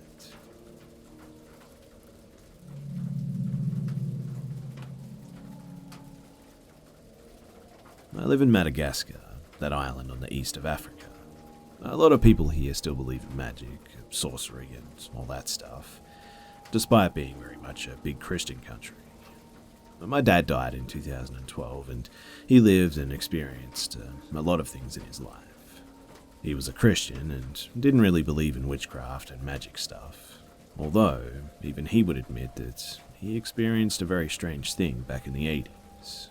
My mum and aunt also confirmed this story too. In 1985, before I was even born, my dad caught pneumonia and was rushed to the hospital. My mum and my auntie were there to look after him, buying medications and all that sort of stuff. My uncle, that's my aunt's husband, knew things about black magic and traditional stuff like witchcraft. And when he visited my dad on the 4th or the 5th day in the hospital, he told him something. He gave him a piece of ginger and asked him to keep it in his hand for the next 2 days. My dad asked why, and my uncle told him that on the next 2 days, an evil person who wanted to hurt him, or even worse, will come to visit him in this hospital room. And apparently, holding that piece of ginger will keep this evil person away. Now, my dad did not believe a single word of what he said, but my mum insisted to do it because she knew my uncle was really serious about it. And so my dad just kept the ginger in his hand for the next 2 days. The very next day, while he and my mum were in the room, someone knocked at the door. My mum opened it, and one of my dad's co-workers and a friend was there with some flowers. My mum told him to enter, but the guy just stayed right there and then said that finally he wasn't going to enter the room. My dad saw him and told him that it was okay to come in, but he was just standing there in the threshold, not moving. And then he just did the strangest thing. He just turned around and walked away quickly without even saying a word. And later, when my dad went back to work, his co-worker and that same friend, they weren't working there anymore, and after that, my dad never saw or heard from them ever again.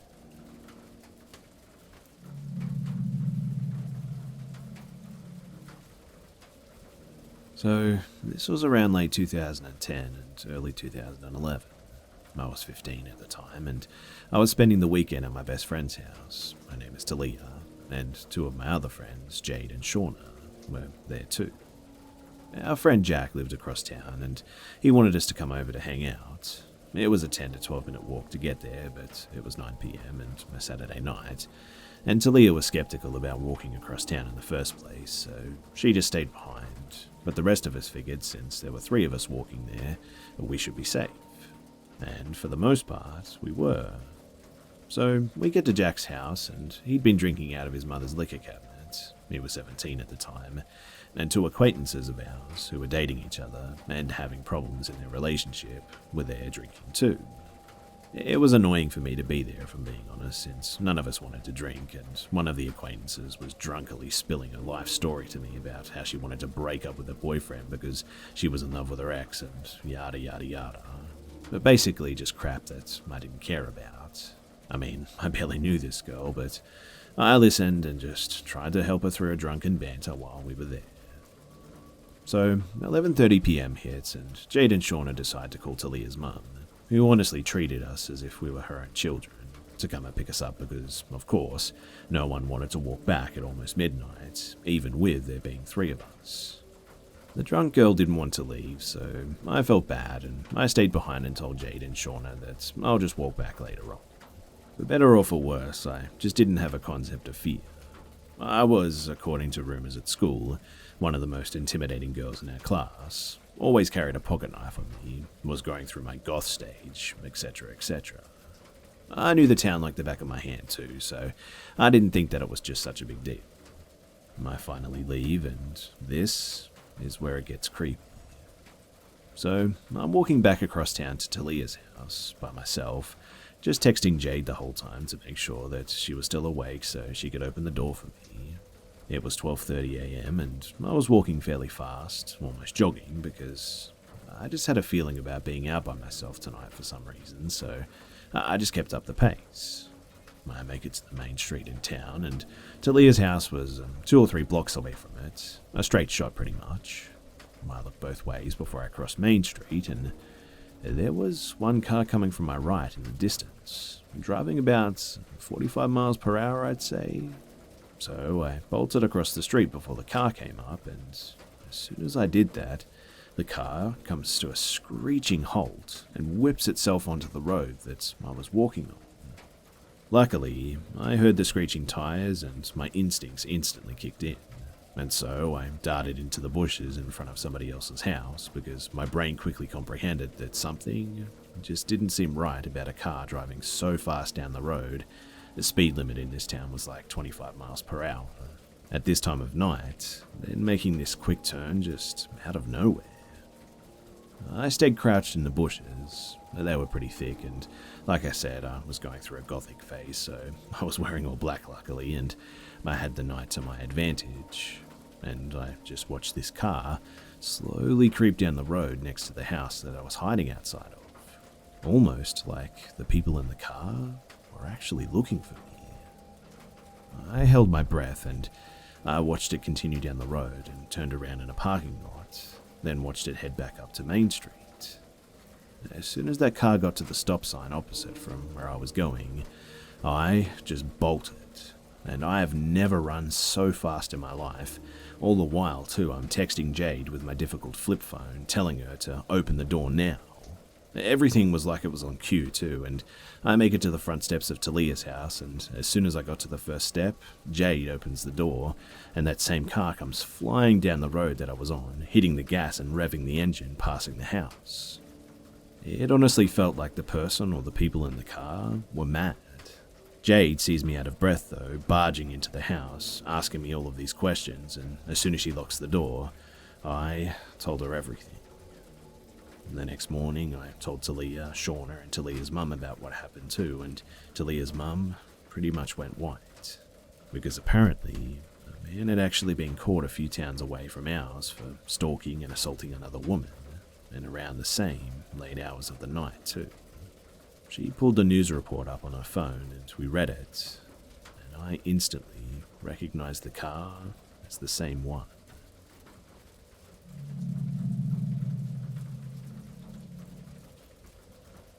This happened well over 10 years ago, so I'll try my best to describe the events accurately.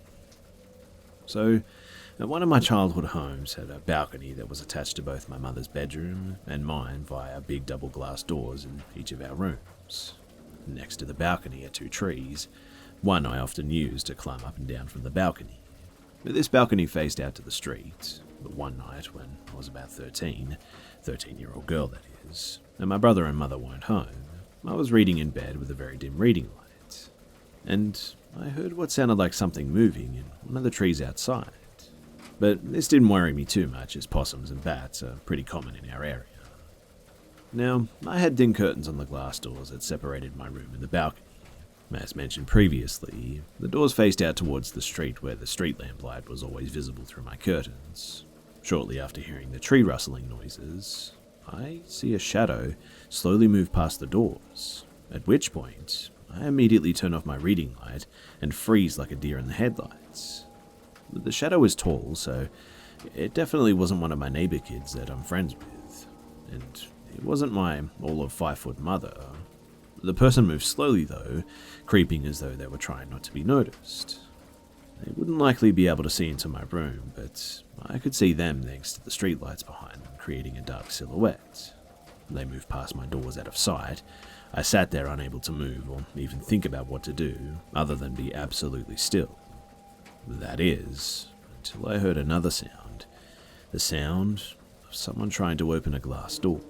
My mum's doors to the balcony. I didn't know if she had locked them or not, but I wasn't taking chances. I moved as quickly and as silently as I could to my bedroom door, and I locked it. I listened for what the person was doing now, but they were still jiggling the glass door handle, but it sounded like the doors weren't opening. And at that, I felt relief because this person couldn't get in, surely, and all I had to do was just wait for them to realize that, and then they would leave, right? Well, I heard light footsteps move back along the balcony to my set of glass doors until I saw the shadow stop directly in front of them. Again, I froze. He couldn't see me. He couldn't know that I can see him too, though, and I saw a shadow of a hand reach up to the door handle, I think, and my heart stopped.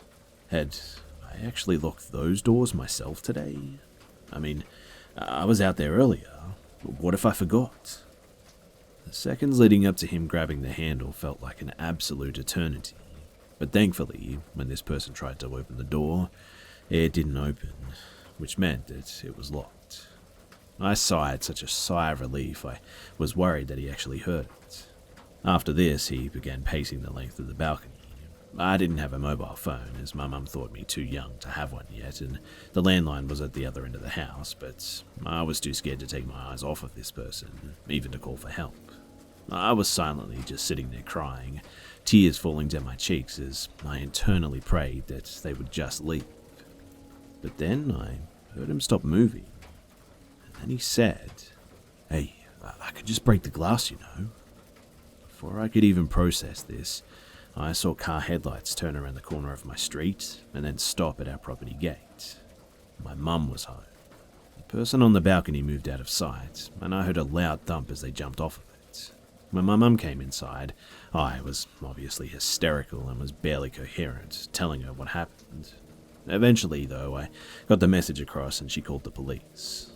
They never did find or catch anyone, but Strangely enough, a neighbor reported a truck in the street that matched the description of a truck that had been reported recently for attempted child abductions near my school, just a block away. And since I walked that short distance daily, the police suspected that he had actually followed me, or seen that I lived there, and waited for me to be alone.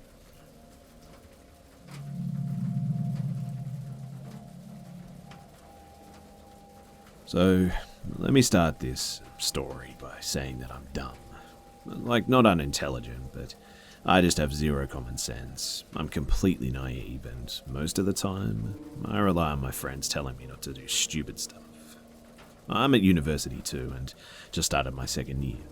My first year, I used to go out partying all of the time, which did get me in a bit of trouble, so I figured this year I'd focus on my academics and join a few societies on campus and whatnot. I joined the debate society. Exciting, I know. And they had a little function so everyone could get to know each other. I walked in and I saw this girl who I think I vaguely knew. I think we met on a night out of something, and I went over and I said hey, and we started chatting. But for the sake of privacy, I'll just call her Rosie though.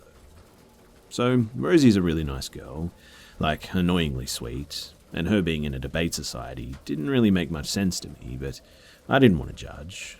So the debate society leader comes in and we do an icebreaker and we all take stupid debate subjects and we have to debate about them, like why mermaids should have equal rights and stuff like that.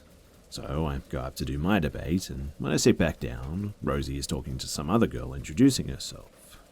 I go over, introduce myself to the new girl, and we get chatting. After the function ends, we were leaving, and Rosie invites us to come for a drink in the university bar to meet some of her friends. Me and the other girl didn't really have much on, so we decided that we would go with her. We walk into the bar and we sat in the booth, and in the back corner of the room is two really tall guys and another girl. And not significant that they're tall, but they were like 7 foot, I think, and I felt the need to mention it. Oh, and I should point out that the other girl from debate didn't know Rosie, she just kind of met her as well.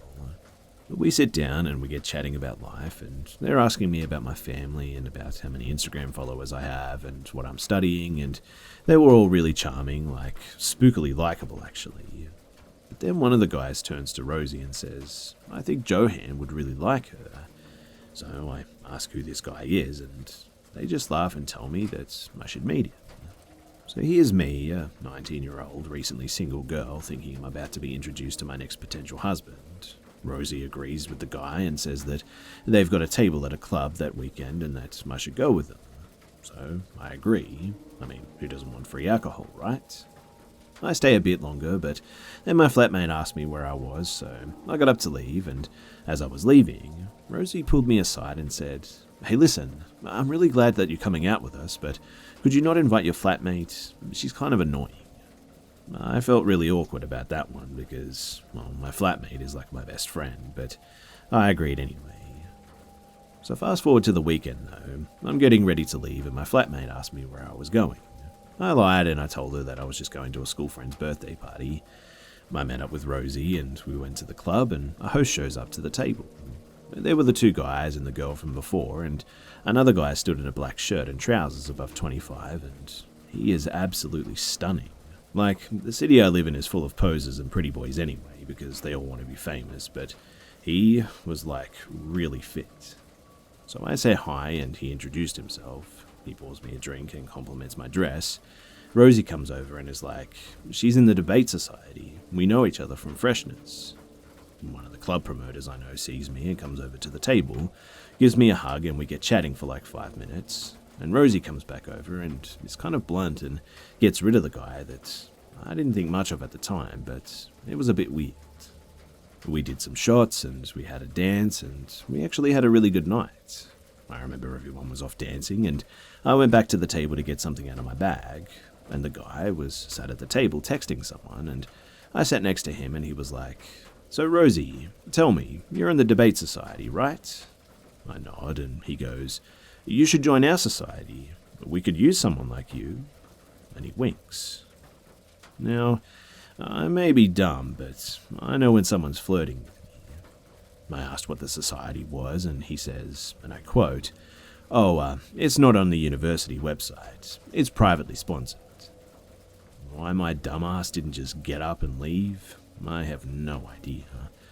That should have been my first red flag, I know, but no.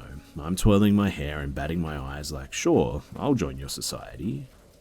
He adds me to a group chat on Instagram, though, with 14 other people, including him, a mix of boys and girls, and I ask him what the society is about, and he just smirks and says that we host events. Don't worry, it'll look good on your CV.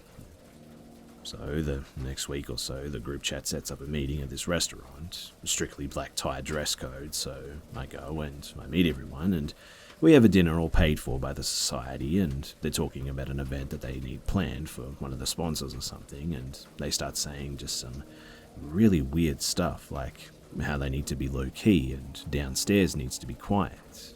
Bear in mind, too, that this is being hosted in a town hall that they said that the sponsor won't be happy if they have ugly girls. And then the leader says that I should co-host this event with him. So this was a couple of days ago now, and the event is on this Wednesday.